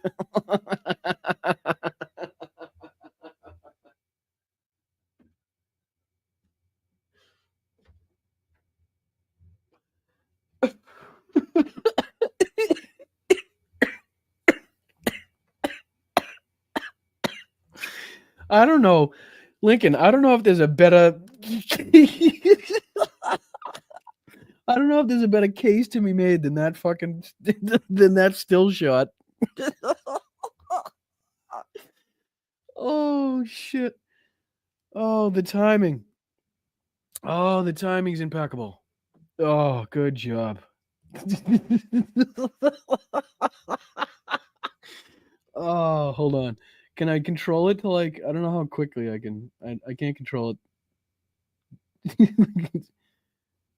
No, I'm not very good at it. All right, we'll just play it. My bad. I thought I could do it and make them look They fun. read it. No one knows exactly what's in it, but that doesn't matter. We were told it would be a clean CR, but from what we've been learning, it's packed with pork. It's packed. This is I love this. Is this where they complain about what's in the continuing resolution, but then go on to say that nobody has been able to read it? This is the shit that I love. We don't like what's in it, but it's so long that nobody's even read it. So how do you know that you don't like what's in it? And you can't read 1,500 pages? Like, what the fuck? Isn't that what you have a staff for? Don't you have a whole fucking staff? Give them each a few fucking couple hundred pages. What the fuck are you talking about? Tell me what they like and don't like. Circle the things you think are good and bad. How hard is that? No one knows exactly what's in it, but that doesn't.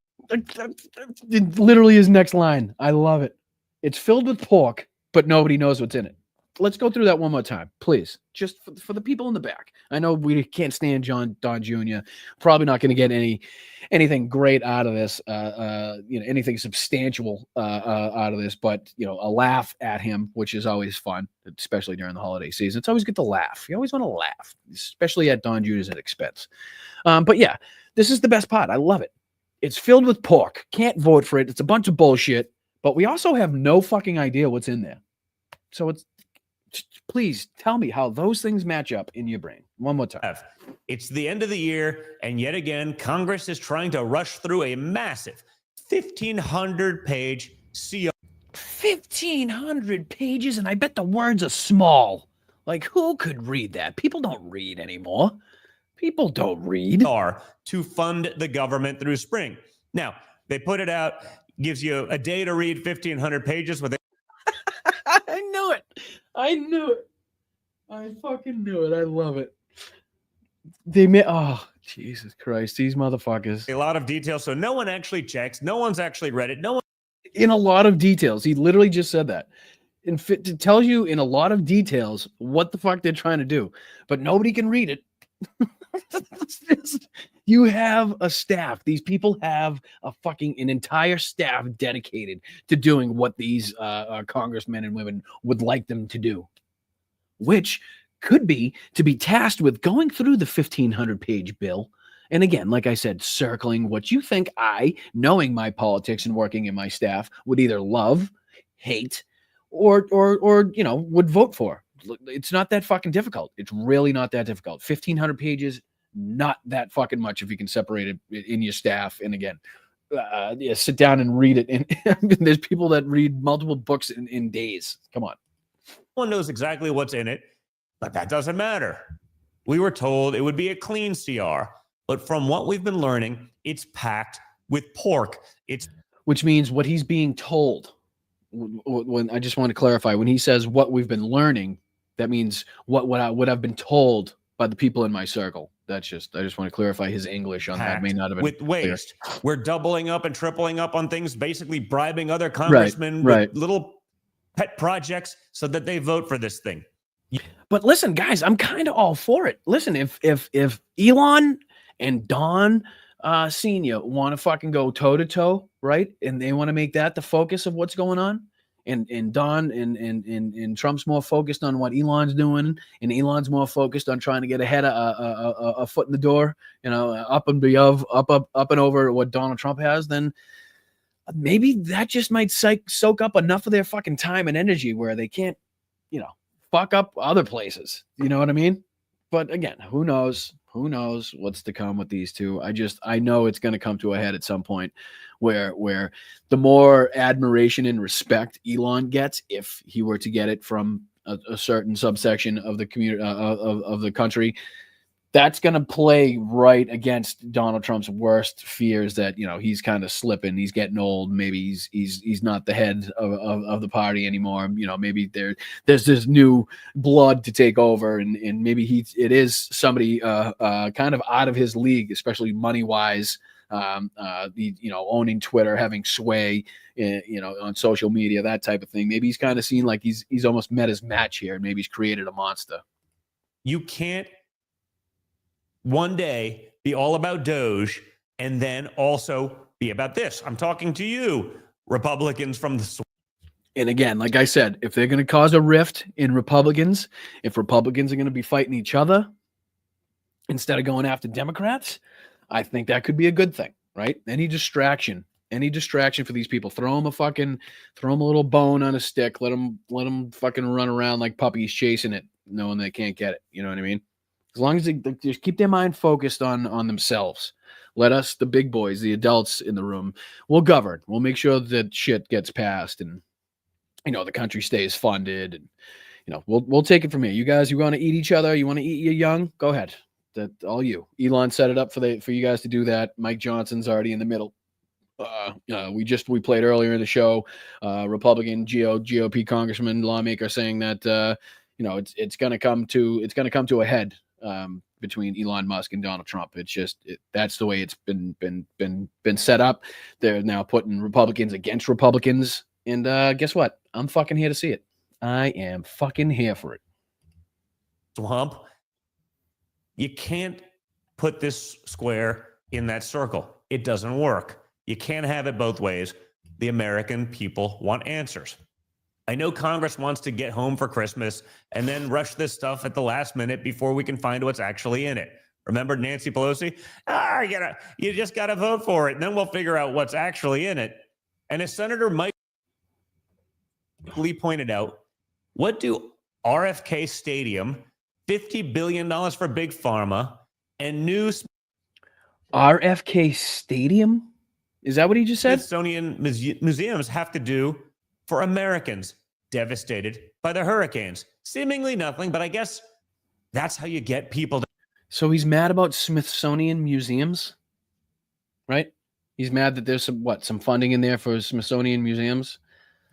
Good God. Now he's going to make me fucking look this up. Smithsonian funding. God. That couldn't be any more boring. The Smithsonian Institution receives funding from a variety of sources, including federal appropriations. The Smithsonian is about 60% federally funded. For fiscal year 2024, the Smithsonian's federal appropriation is $1.09 billion, a 4.7% decrease from the previous year. Okay. The Smithsonian's annual budget is around $1.25 billion. Let's see here. March 18th, April 1st.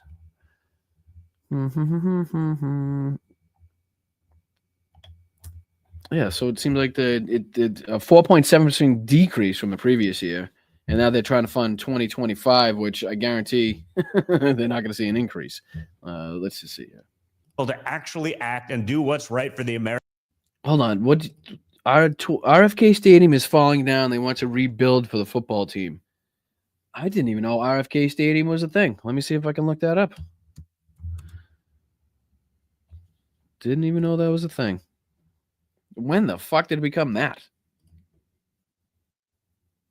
RFK Stadium. Let's see. Can I share this instead for a sec? Yeah, I'll make it bigger so you can see it. Let's see here. Known as RFK Stadium and originally known as District of Columbia Stadium, is a defunct multi-purpose stadium in Washington, D.C. Oh, the one I see. Okay, I gotcha. The one that they're not using. I remember that one. They're trying to redo it, huh? Seems pricey. Almost seems like it would be better off just knocking it down, building a new one. But who knows? It is owned by the federal government until 1986. Opened in 1961, it was owned by the federal government until 1986. Who owns it now? Did they get it back or something?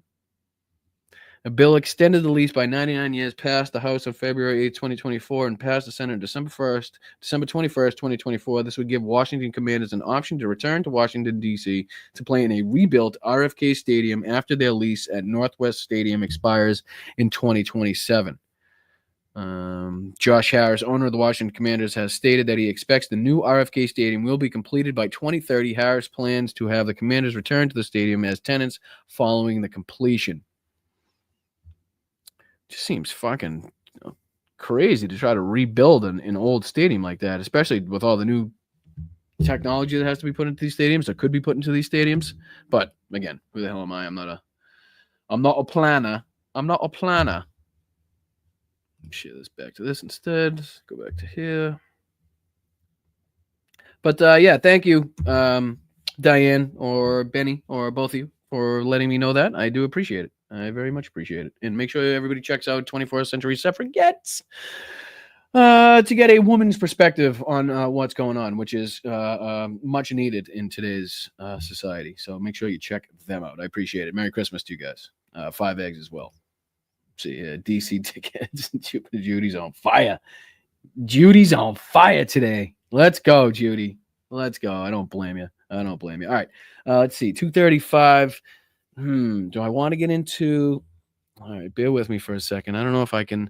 See, the problem is I can only deal with so much of these assholes, you know? It's interesting to me, and then I go to watch it, and I'm like, it's just the same tired bullshit over and over and over again with these fucking people. But I did want to get into. I already did that. I did that. Did that one. Wow, that's kind of all that I had for that, right? But I do know what we can get into. Let me get into this. I'm going to take you away from here. I think. Is that button? Why is nothing working now? Right? No. Anyway. We'll do that one. All right. How are we guys doing? Blunt Politics. Boston Brian. That's me. I appreciate you watching. Make sure you hit the like button. Subscribe to the channel. We're up over 9,000. We're going for 10,000. I really do appreciate it. And again, anybody that hasn't checked out my interview, my conversation with Tennessee Brando from the Midas Touch Network, you can check that out on my YouTube page after this. That would be very much appreciated. I think we had a very lively conversation. I always get excited when I get to, not debate, but, hash out politics with other people on a face-to-face basis. I get lively. I'm a little feisty, a little aggressive. Probably should let the guest talk a little bit more. Right hand in the air. I'll throw my hand up on that one, say that's what I got to do. And I apologize, but I just, I have so much to say and so many opinions on things that, I try to get it out there. But yes, if you haven't checked it out, make sure you check it out. Tennessee Brando is a fantastic voice in our community. Smart, funny, talented, brings music into politics. Just somebody that we should really be looking up to. He's got, I think, is he up over 500,000 subscribers now? We're on his way to.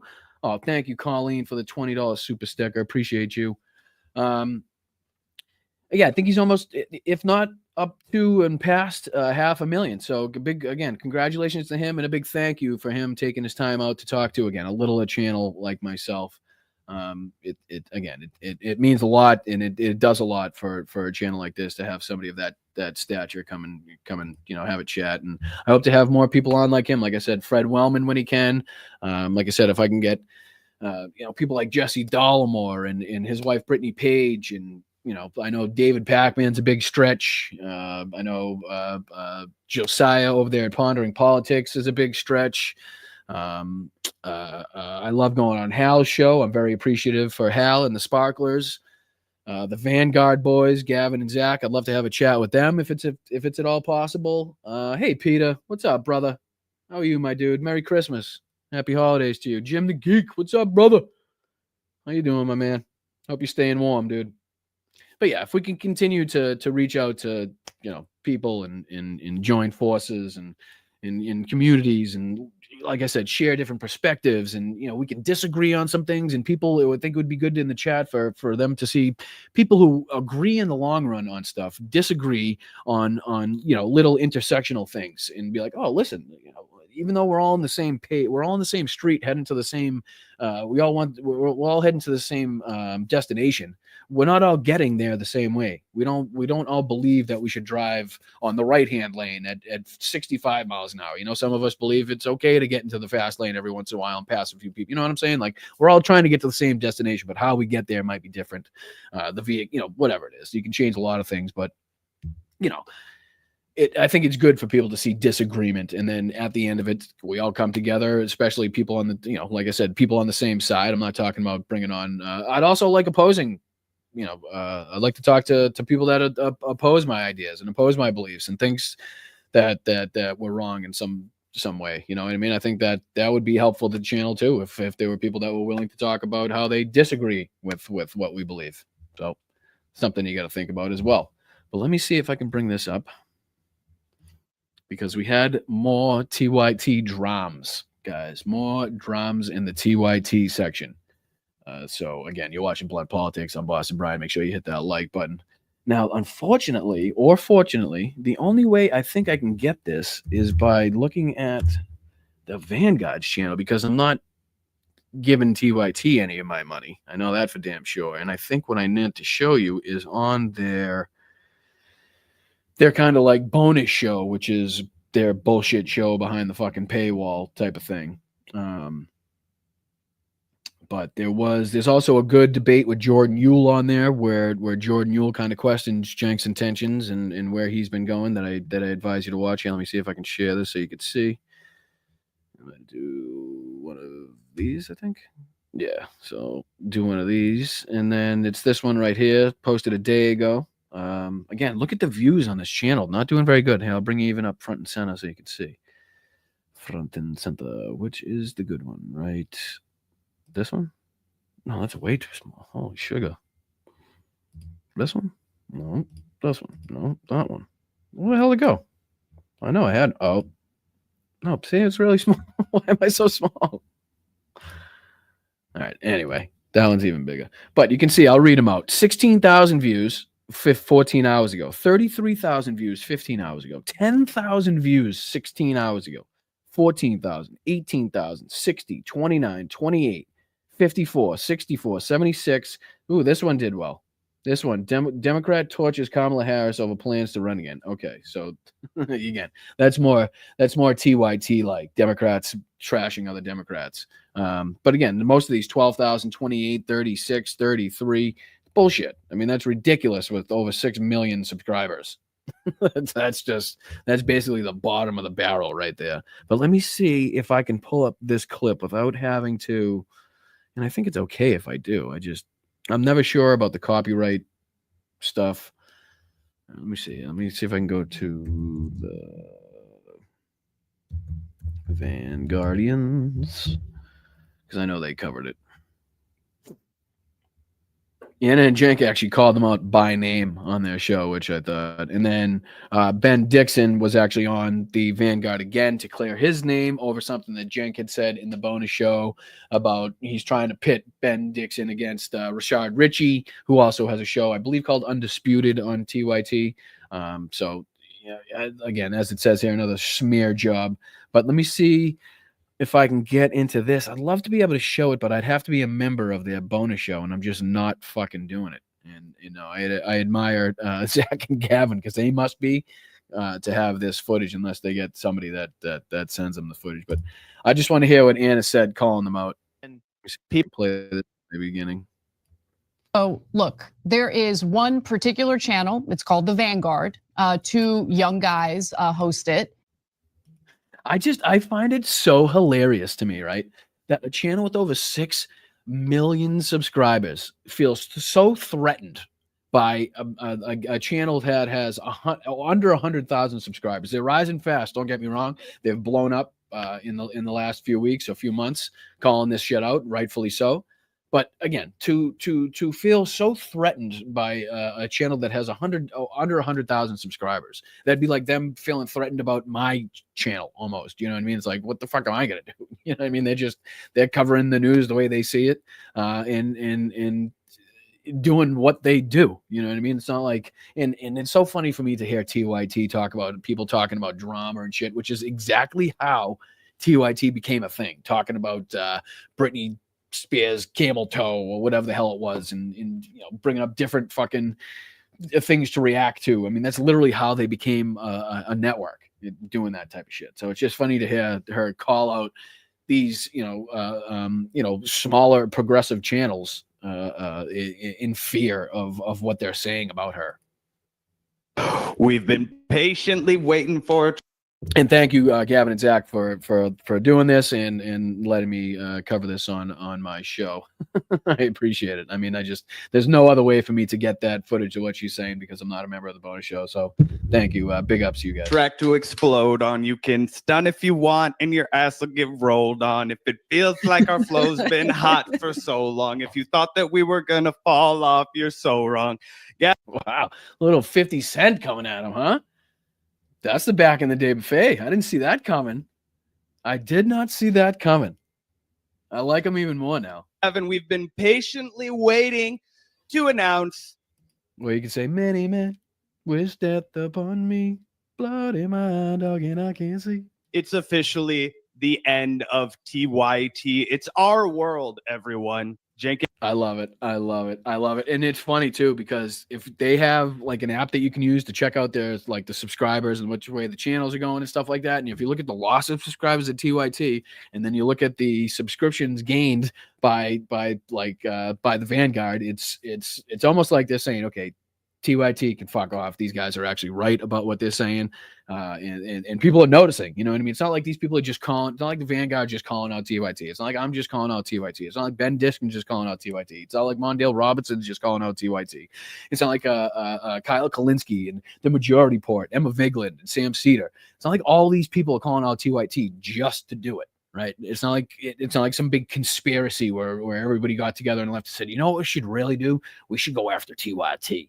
No, it's because everybody noticed at the same time, they're pushing really fucking things that are really close to what you could portray as trans propaganda and fucking this high crime rate propaganda bullshit and pandering to the right and going on right-wing shows instead of doing, if you're on a podcast, tour, do them all, right? Why just the right wings? It kind of shows and gives away your intentions.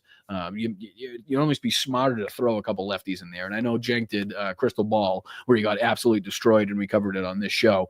But it's pretty telling, and that's why everybody notices. Has BTC been calling it out too?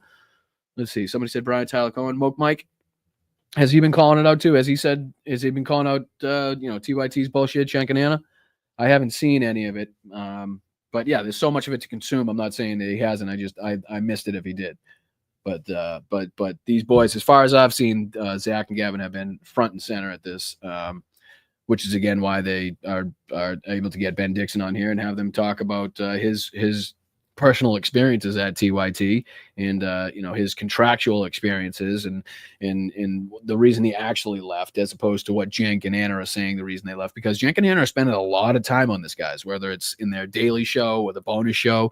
They're having to spend a lot of time answering questions from their own contributors, answering questions from their own viewers about what the fuck is going on here. You know what I mean? Like shit that we've seen. Maybe I'll play a little bit of Jordan Yule. Yeah, Hal Sparks has been calling out. Correct, Katie. Correct. Calling him faux aggressives and shit. Hal's been all over it. He has. But now it's becoming so blatant, like in prominent. So like I think people always knew that, but now it's becoming so prominent that it's to the point where okay, now we have to call it out and say something, right? Where it's like before we were just like fuck them. They were responsible for Donald Trump in the first place, railing against Hillary Clinton, and then we just kind of forgot about them a little bit, let them do their bullshit on the side. But now it's come back to us where it's like okay, now we're seeing them pop up on Glenn Beck, Tim Pool, calling us religious zealots, saying that it's the left that's the problem. That's really etched into the minds of progressives and people that watch these shows and they're in this sphere. it's pretty easy to spot when somebody jumps ship and completely does a 180 on their beliefs and what their normal day-to-day actions are. So it's not that hard. So a little bit of this, and then I think if I have time, I'll show a little bit of Jordan Ewell going at Cenk. That's not what I wanted. This is Anna are just living in it. How you doing this sunny afternoon? What's up, everyone? It's the holiday time. Everyone is chilling, supposed to be spending time with the family, but here we are in the gutter, in the trenches with all of you. And we got a lot of good to talk about, to try to save face with their audience, with their once loyal viewers. It ain't working out. It's only getting worse. But yeah, let's take a look, Zach. Absolutely. It is. So it's the Young Turks. It's the bonus episode. So this is what you have to be a paid, it's the shit that I rail against, putting your shit behind a paywall, right? So this is something that you could have been a member or fan of TYT for years, but if you don't have the money or the finances to come up with, whatever it is, $5, $3, whatever the fuck it is to get the bonus episode, then you don't get to see what they say. You just don't get that. You just don't get that content because you're not rich enough, I guess. On the bonus episode, but we're making it public for everyone today.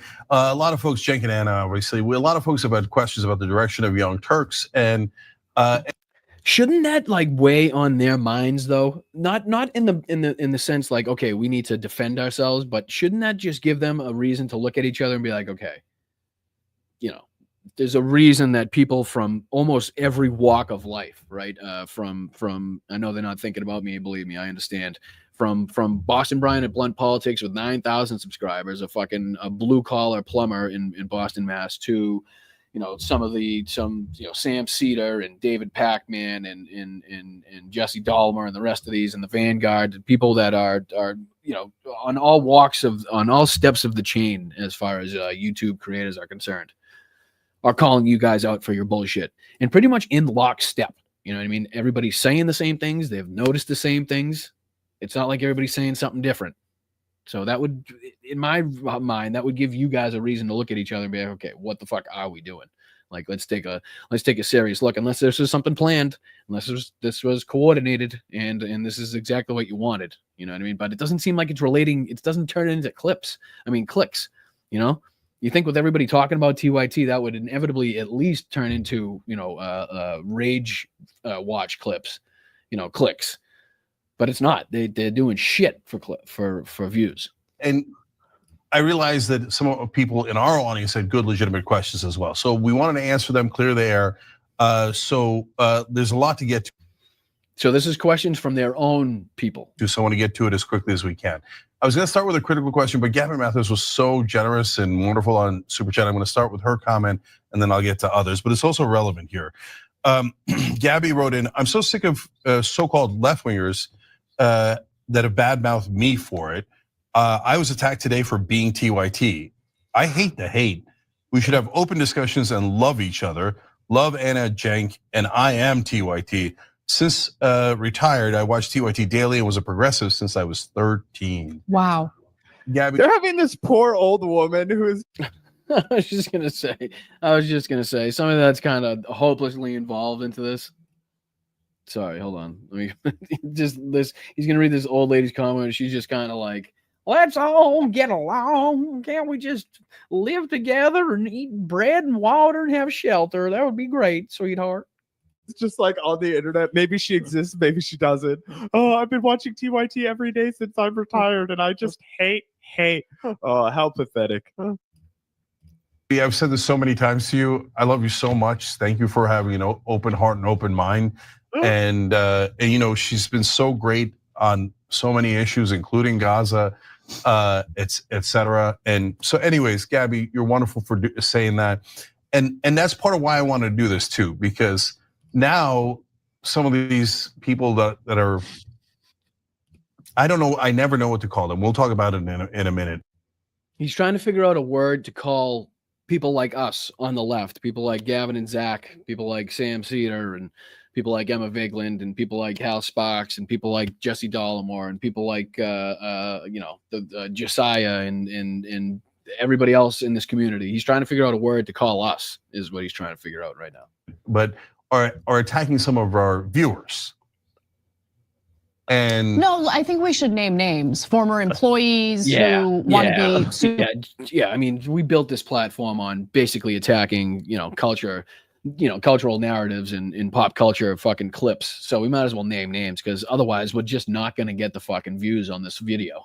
If you don't drop names, Anna, she knows the game. She knows the game. Superstars, by attacking us, are literally telling our viewers to harm themselves, unalive themselves, as streamers like to say. I'd say that's a bit extreme. I'd say if anything, it sounds like you took a joke out of context, if anything. But I'll let them go on to explain. I don't know who she's explicitly talking about on that one. And I don't know how anyone would look at that and think, oh, this is a person of good moral character and I should take anything that they're saying seriously. Oh my God, imagine leading with that. Anna Kasparian, guys, is 100% incapable of grappling with criticism in good faith. I think we have to say it. I think it has to be said. She's incapable of doing it. That's what you lead with. Are you kidding me? One dude, this guy named Dan, who used to work at the Young Turks, apparently jokingly tweeted something about how, TYT viewers should unalive themselves or something. I don't think anyone even saw the tweet. Maybe only if they. All right, so just right off the bat, obviously, no, we don't condone anybody fucking telling anybody else to unalive themselves. It's absolutely insane. And, if it's in a joke, it's in a joke. I mean, people say doc shit on Twitter all the time, but that does not mean that goes, that does not, he's not speaking for the left. I mean, I think it's fair to say that Anna knows that if one person said one thing on Twitter, Twitter is not real life. I cannot stand when people like everything they know and learn in the news and talk about comes from fucking Twitter. It's like Twitter is not real life. Get the fuck off. Get the fuck off. They did. It was because Anna Kasparian blew it up and retweeted it, right? But that's not what anyone is saying, bro. That's what you're going to lead with. You're going to try to act like all the criticism boils down to TYT viewers should unalive themselves. That's so stupid. Yeah, and nobody would say that, dude, because we want all of the rest of your viewers to come over to the new real home of right. The whole thing is we want to give TYT viewers a new home, right? Wherever they want to go to pick up the content that they were originally going to see from people that actually believe the shit that they're saying and are gonna follow that to a T and not jump ship for corporate dollars and not name the fucking studio Polymarket Studio and take money from a fucking 900 millionaire and hire lawyers that are anti-union and a bunch of shit like that. Shit that you kind of preach the opposite on camera, but it doesn't seem like you want to pay your contributors either. We're not going to get into it, but Ben Dixon goes into a little bit. If you guys want to check it out on the Vanguard's channel, he goes into how when he worked at TYT, they signed his contract was for Facebook, right? They paid him, I think he said $125 a video to put it up on Facebook. And then they would take that video on Facebook and they would post it and monetize that on YouTube, which wasn't in his contract, thus them basically stealing the opportunity for Ben Dixon to make money on that video per YouTube. And again, not being in the contract. So again, hypocrites, not doing what you say, not practicing what you preach. So don't come after us when somebody on Twitter says something that you don't fucking care. You don't care for. Progressives. We know they found you because they have an instinct of solidarity. We know they found you because they want to get a progressive understanding of the world around them, and they want to hear an independent, honest look at the news with a left-wing perspective. Okay? Those people are going to join us. We don't think they're dumb. We don't think they're foolish. We think you guys are con artists and used car salesmen and bullshitters, and you have perniciously convinced a lot of people that your position is the progressive one when it is not. Seriously, telling people to take their own lives because you don't like the show that they're watching is insane, but okay. Yeah, it's gotten vicious against our viewers, and that's unacceptable. And it can. Well, it's your fucking fault, Jank. You've led them down this path where now you've forced your viewers into this decision where it's like, okay, what do I do? Do I stay here where I've been, watching you guys for the last 10, 15, 20 years? and risk being called, somebody that is trying to actively help Elon Musk and Donald Trump in their endeavors? Or do I jump ship and find the people that are actually fighting in this community against what you have now switched to? And can I find that in other places? You have now given your fucking fans, your viewers, the ultimatum of what they have to do now. Do they stay or do they leave? The same thing with your contributors. Every contributor to that channel, right? John Idarola, Jordan Ewell, J.R. Jackson, Francesca Fiorentini. Who are the other ones? There's a bunch of other ones. Rashad Ritchie. Who's Brett? I know there's a Brett. Is his name Brett? I don't want to say Weinstein, but I know it's Brett something. He's a comedian, sometimes on with John Idarola. These people now have a decision to make, because you can bet your fucking bottom dollar that they're feeling backlash either within their own audience or their audience is feeling the backlash. And you've now Brett Ehrlich. Thank you, Atrocious. Thank you. I appreciate that. Yep. These people now have a decision to make. Do they come out and they speak out? I mean, John Idarola, I think, has the most, the highest rated and probably the most profitable show over there with the Damage Report. So what does he do? I'm sure that's owned by TYT. He can't just jump ship and take the Damage Report label, I'm sure. So, these people are now in a spot where they're fighting for their livelihoods. They either have to kind of defend what Cenk and Anna are doing or come out against it and risk their job. And these two are at fault for putting them in that position. Period. Point fucking blank. And just a couple more of this. I know it's 3, but just a minute or 2 more. Come on. What, viewers? Are people allowed to disagree, or did people elect these, in my mind, radicals? And we'll talk about why calling them radicals. Hold on. Time out. Chat. We're in the chat here. All right. So just as a house cleaning mention, there'll be no talk of ending lives, even jokingly, in the chat, please. Absolutely nothing to joke about. So please, let's try to keep the self-deprecating, self-harm humor to a minimum in the chat. I appreciate it. And if anybody needs anybody to talk to, if you need to reach out, please feel free to reach out to somebody in the chat, please, or myself at BostonBrianMTN at gmail.com if you need somebody to talk to. Mayor of Progressive Land, the mayor, king of the left. When did that happen? When did we vote? When did they get anointed? They sound like the Vanguard, newly elected king of the left. King of the left.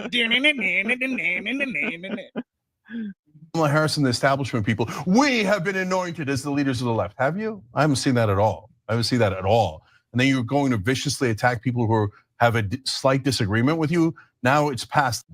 I don't think anybody's considered them the leaders, basically. They're just saying, hey, here's a home for you if you have progressive values and you don't like what the fuck's going on at TYT. Come hither.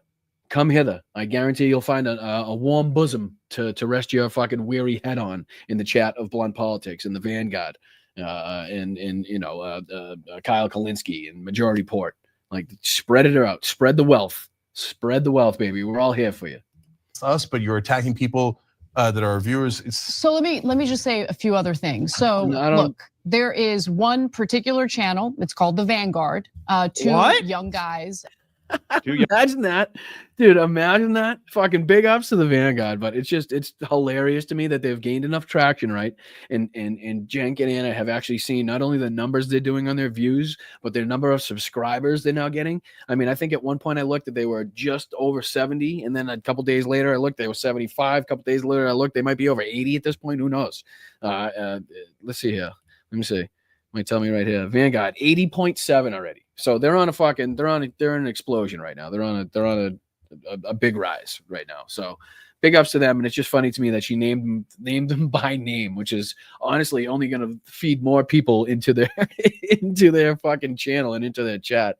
And again, find themselves agreeing with what Zach and Gavin are saying, because they really are smart. They're smart kids. They're passionate. I know they're fucking a little younger than I am, but I like their feisty nature. I like they don't give a fuck who they have to go after, and they know what's right. They know what's wrong. And if you don't line up with that, we're going to call you out. That's just what it is. So that's why I appreciate these guys. That's why I appreciate it. Young, handsome guys, am I Two right? young Turks. Two young Turks. It's called what? So let me just say a few other things. So look, there is one particular channel. It's called The Vanguard. Two young guys host it, and they've had a hate boner for me for a hate boner. Ever. It started when, the fight, disagreement, whatever with Jimmy Dore started. They were on Jimmy Dore's. Oh, Jimmy Dore that used to work at TYT. You talking about that fucking stiff, another fucking right-wing stiff that TYT managed to produce. They just they have a fucking right-wing asshole factory over there where it's just a fucking, an assembly line just fucking constructing assholes that have right-wing mentalities just on a fucking huge conveyor belt at TYT over there. Side, and I blocked them because they were just causing problems. That's actually right. Don't engage in discourse.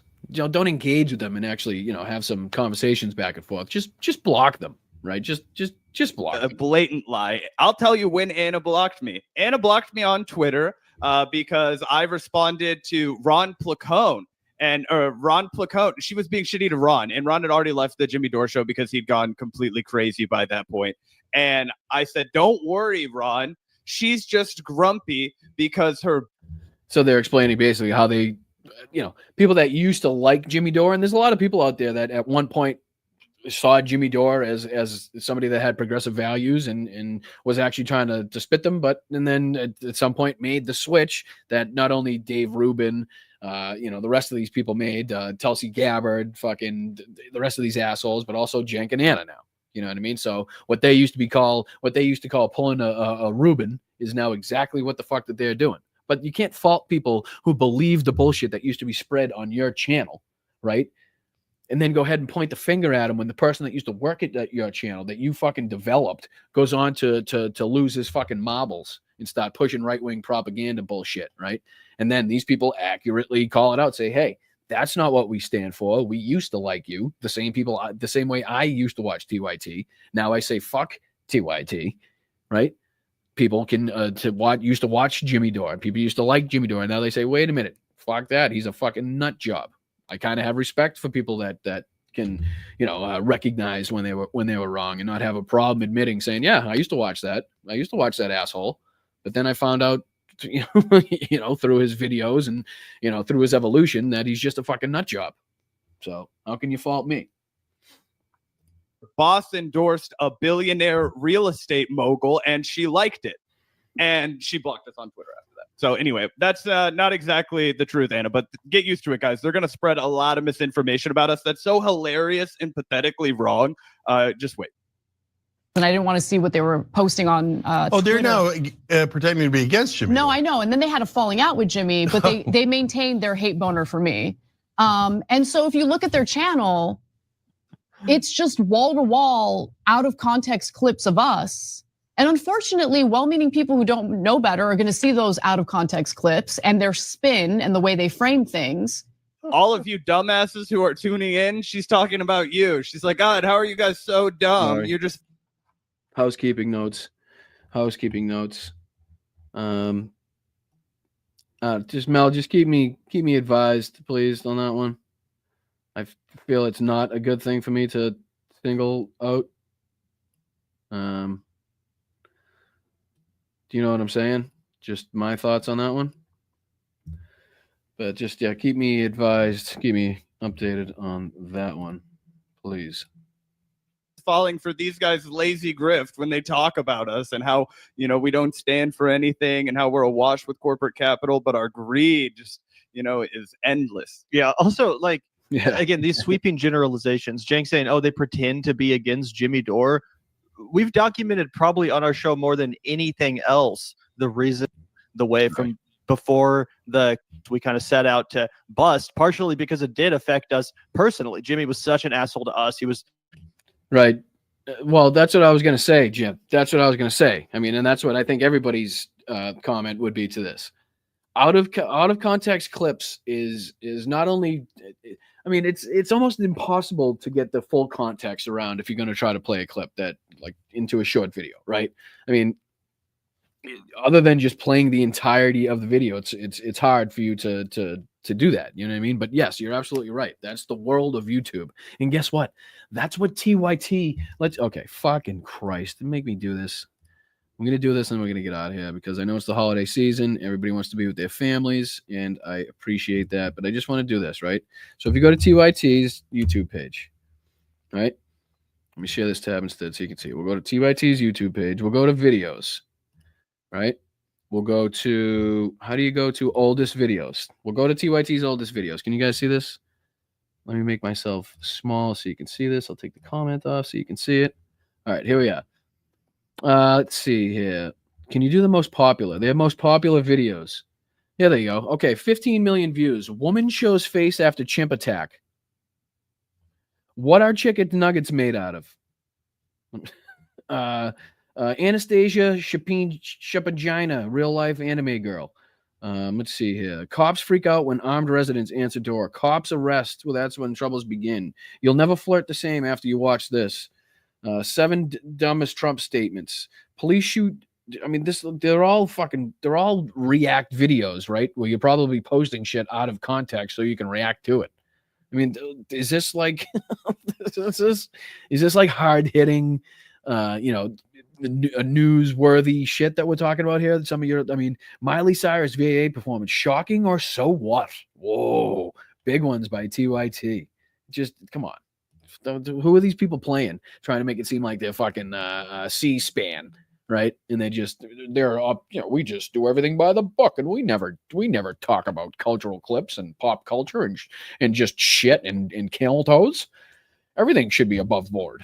It's crazy. Such a deranged, unhinged narcissist to us behind the scenes that, kind of frankly, it was a taste of what was to come. And maybe it did prime us a little bit for the work that we're doing now. But again, there's just one more. I think there's one more section of this, and like I said, I'll let you go. For Cenk to say, "Oh, they pretend to be against Jimmy Dore." Now, no, we have literally 200 videos probably on our channel that you can. Because Anna even specifies more. Like it's not just the Vanguard. Like she's even seen like the rest of the plethora of content out there against TYT. And who knows, maybe she's even come across the blunt politics episodes that we've done so far against these motherfuckers. Who knows? Because for the amount of subscribers that I have, just over 9,000, for these videos to be doing these lives about TYT and shit to be doing over 4,000, even 2,000 or 3,000. I mean, that's a big percentage of the subscribers that I have, right? So think of TYT if they, if you get 6 million subscribers and you have like a third of your subscriber base watch the videos, think of how many views they'd have on their videos, right? And they don't. They just don't. Watch.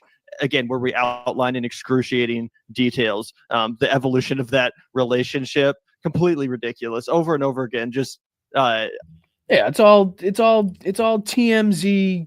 I mean, that's what fucking YouTube is. That's what this is. So why are you complaining when other people now are using your name and your actions to do the same thing you cut your teeth doing? Do you know what I mean? You look like a fucking hypocrite. You're telling other people they can't react and take your clips to what you're saying and react to it. You're telling me TYT's telling me I can't react to a fucking clip? Literally what that is. That's that platform. So what the fuck are you talking about? All right, last couple minutes, I promise. Unable to actually address any of the realities of the situation. Also, hilarious to try and do a gotcha about Jimmy Dore. Cenk, you hired him. You gave him a show. You called him the aggressive progressive. The platform and success he enjoyed, you were the catalyst for that, Cenk. You were the springboard. Okay, and then that's too fucking funny, man. That is too fucking funny. Pointing out and using somebody as an example that came from your network is fucking wild. That's like being like, oh, you liked Dave Rubin? How could you have liked Dave Rubin when he worked at TYT with us? It's like, what are you fucking idiot? You turned on him. So how is that a gotcha for us? Yeah. At one point, I was like, Jimmy's a progressive. Cenk also was like, yeah, at one point, Jimmy was progressive. And then we said, oh, shit. Clearly, he's cosplaying. Clearly, he doesn't care about harm reduction. The same exact thing we're now doing to Cenk and Anna. No different.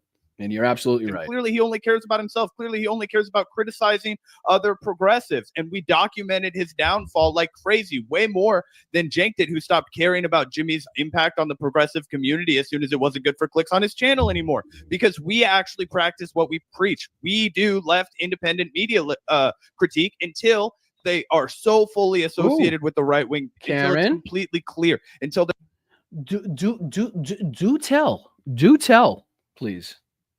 Come hither with their entire audience is saying, I'm so glad that Jimmy found MAGA. I can't believe it. Oh my gosh, thank God. I always liked Jimmy. I wished he would finally see the light. Thank gosh he's fine. Let's see. MST3KXER91. That is a fucking nightmare of a name to say. If you want people to read what you're saying, you might want to change that because that is a fucking nightmare.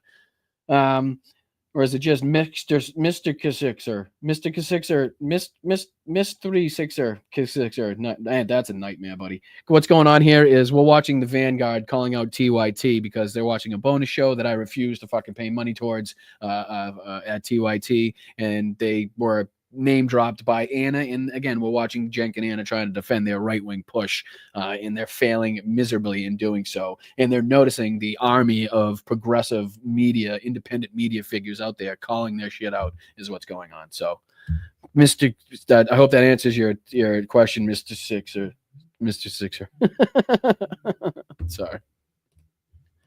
MAGA. I know he won't say it, but he really is MAGA. That's Jimmy's chat and audience now. Okay, so we don't have to cover him anymore. Once that happens to TYT, we'll have other fish to fry. We'll move on.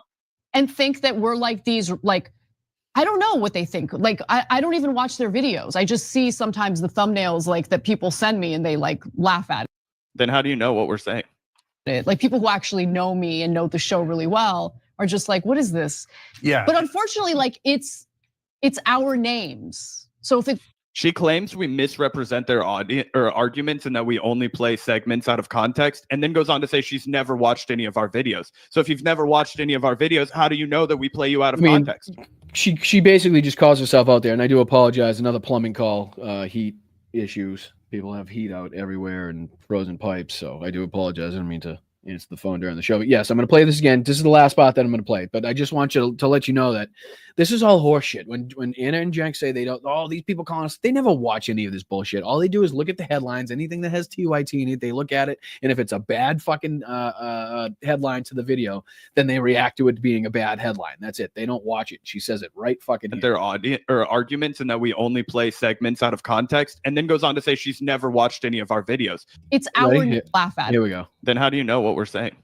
Oh, like fuck Christ, it's right here. I don't know what they think. Like I don't even watch their videos. I just see. Okay, maybe the first thing you should do is watch the videos. You know, maybe suck in some of the criticism. Maybe inject some of that criticism in your veins. And don't just say, "Oh, I don't like this headline. This thumbnail is not good. It doesn't look. It looks bad for TYT. They're using my name for money and clips and stuff. It's fucking YouTube, Anna. Grow the fuck up."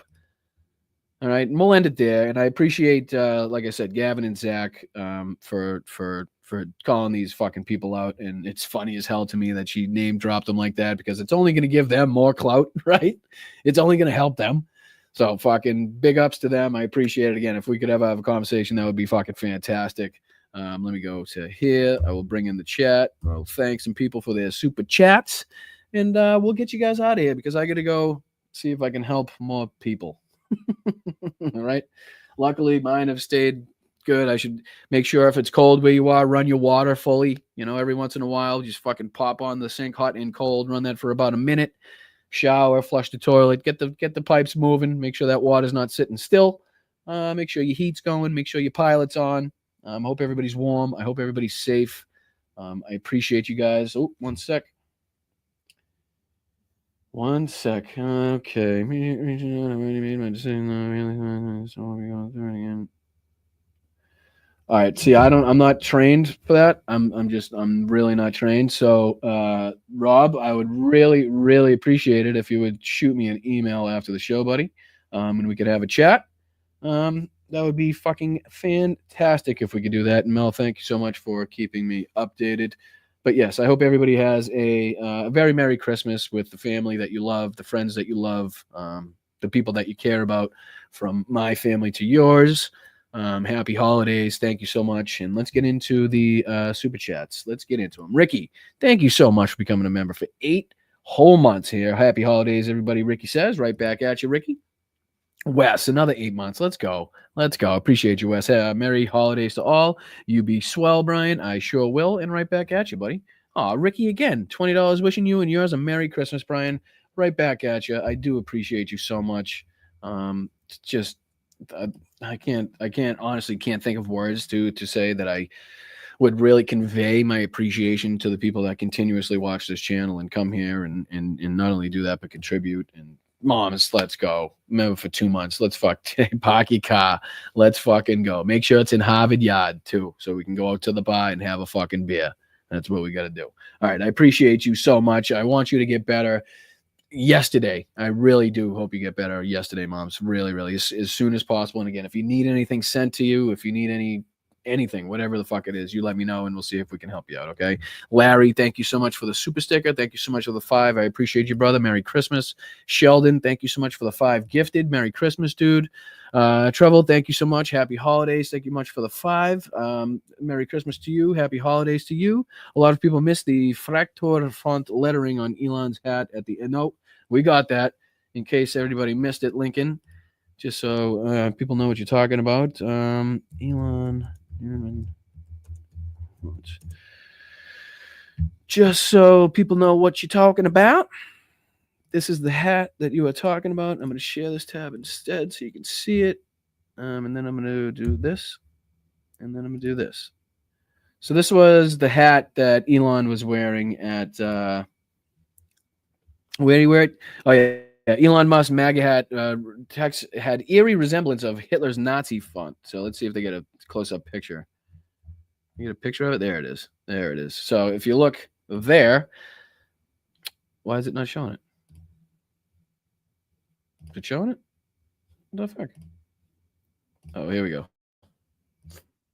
There we go. That's what he's talking about. Thank you, Lincoln. A lot of people missed that Fraktur font lettering on Elon's hat at the Madison Square rally. This is a dog whistle that the neo-Nazis in this country. The same lettering was used on the gates of Auschwitz, which, as we all know, said Arbat Mike Frey, right? Which we don't want to ever see again on anything. But thank you, Lincoln, for bringing that up. I do appreciate you reminding everybody what a scumbag Elon Musk is. Do appreciate it. Anytime we can call these we can't forget these shit. And that's the problem. They do so much gross shit, say so much gross shit that we forget, which is, again, why I think we got Donald Trump for another term, is people just have ridiculously short memories in this country. And it's something that we have to change. So thank you, Lincoln. I appreciate you very much. Let's see here. Marsha Jones. Let's go. Thank you for the €10. I do believe that is a euro. If I'm getting these mistaken, I do apologize because I always get the pound and the euro wrong. But I think that's a euro. Thank you, Marsha. Cheers. Let's see here. Slacks. What the fuck's up, Slacks? Let's go, brother. Appreciate you. Thank you for always being here. Thank you for always contributing. Thank you for being such a kind and generous human being. Sally, thank you so much for your 1 gifted membership. And Merry Christmas to you, Slacks. Merry Christmas to you, Sally. Josh, thank you so much for the $5. That's hilarious, considering Marjorie Taylor Greene was blaming Dems for hiding that one rep that was in the hospital before a vote. This is in reference to the GOP congresswoman that was found in the dementia ward, I guess, after receiving paychecks and missing 100% of her votes, still having an office open, the whole 9 yards. Weird story. You got to check that out. Sally, thank you so much for another one. Linda Lou, thank you so much for being a member for 7 whole months. I appreciate you guys so much. Hey, let me get rid of this because it's slowing down everything. Let me get rid of that because it's slowing down everything. Let me get rid of that because it's slowing down everything. Let me get rid of that because it's slowing down everything. All right, sorry about that. It was just slowing down my computer. Linda Lou is where we left off. Nick, let's go, brother. How you doing? Another Sunday family day. Can't stay. No problem, Nicholas. It's right where you should be, my man. That's right where you should be with family and friends. So I appreciate it. I appreciate you checking in. Appreciate you contributing. Make sure your friends and family know that I wish them a Merry Christmas and happy holidays. Hope you guys have a wonderful time. Have a wonderful weekend. Kathleen, thank you so much for being a member for 8 months. Lincoln, again, eggs are never as expensive as the lost democracy. That is fucking true.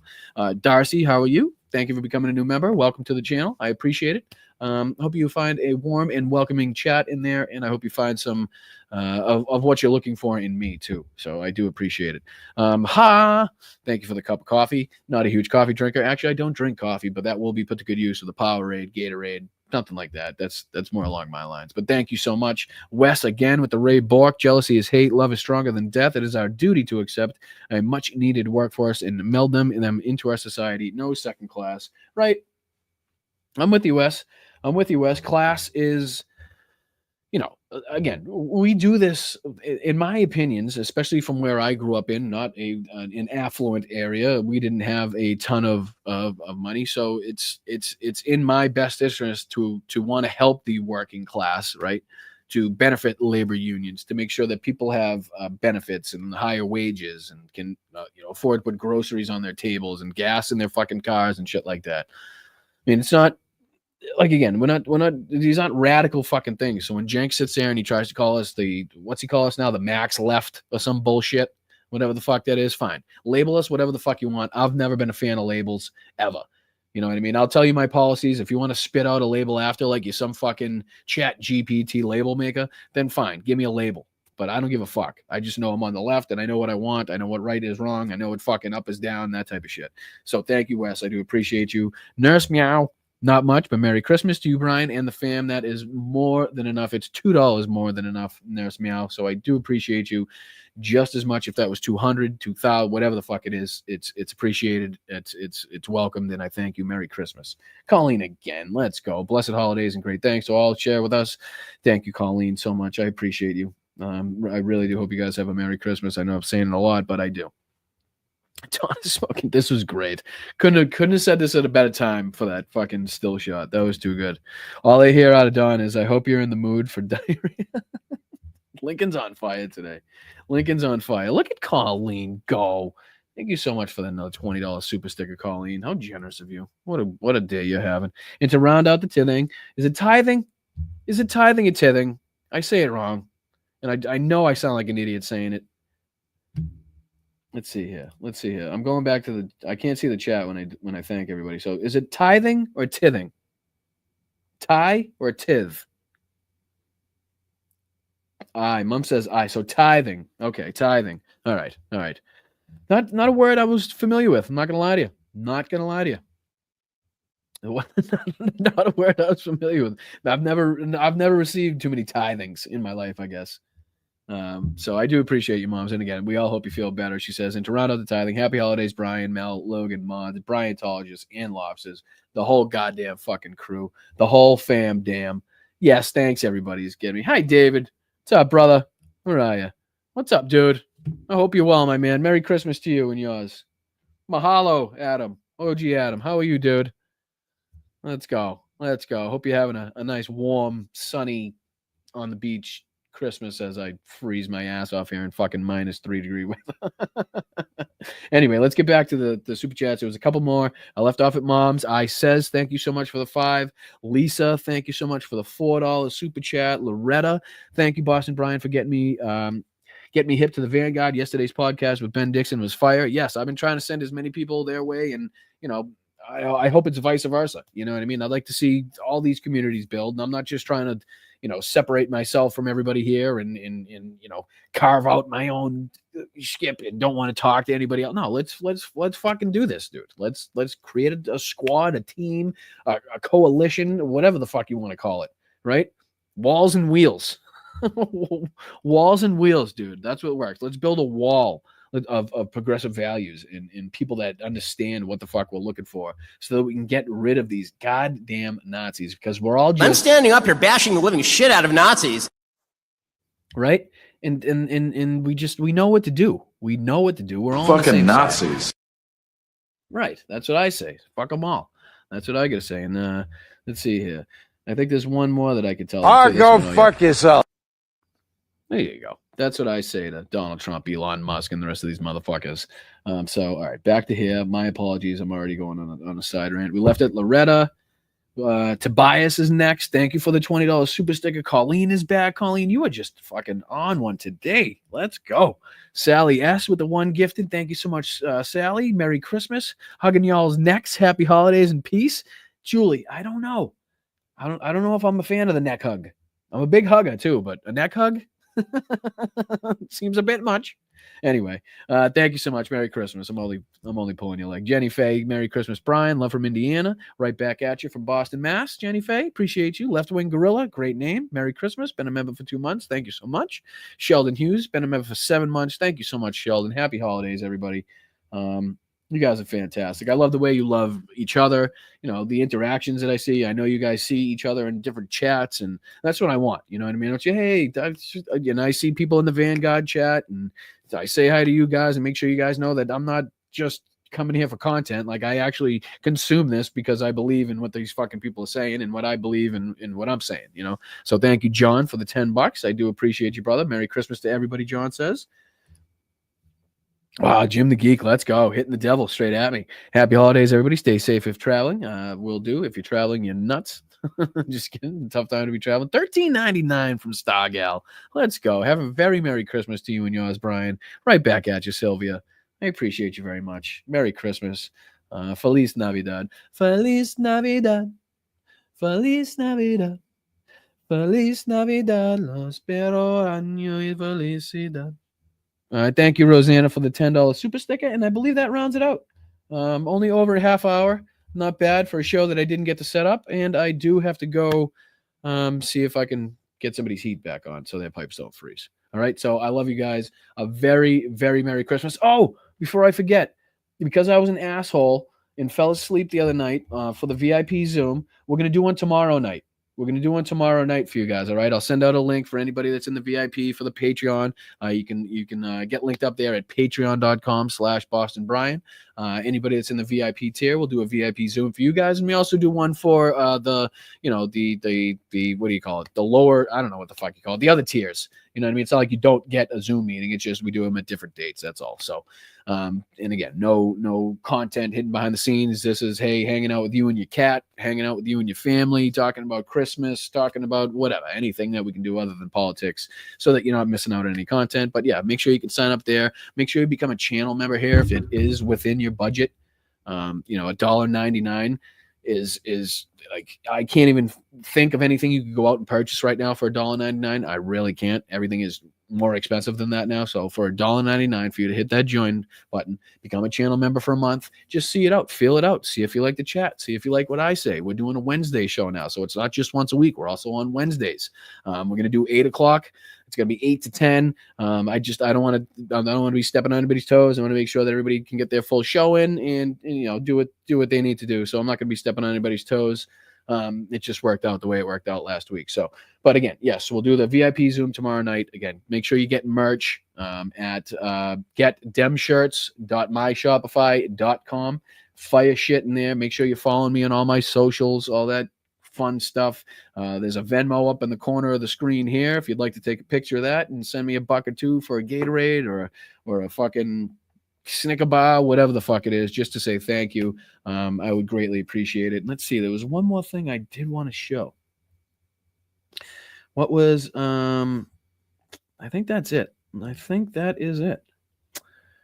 If I'm not mistaken, I think that is it. So Merry Christmas, everybody. I love you. I'm out. I gotta go fucking work. Bye. I love you. See you later. All right, let's see here. Yeah, it's this one. Take it easy.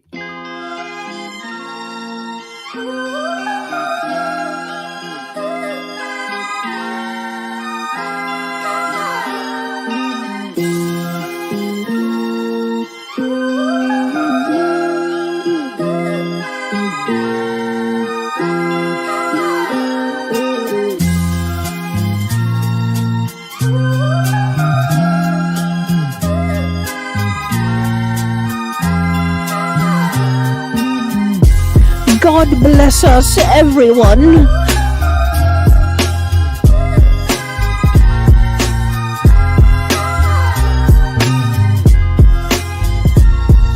Father, oh Father,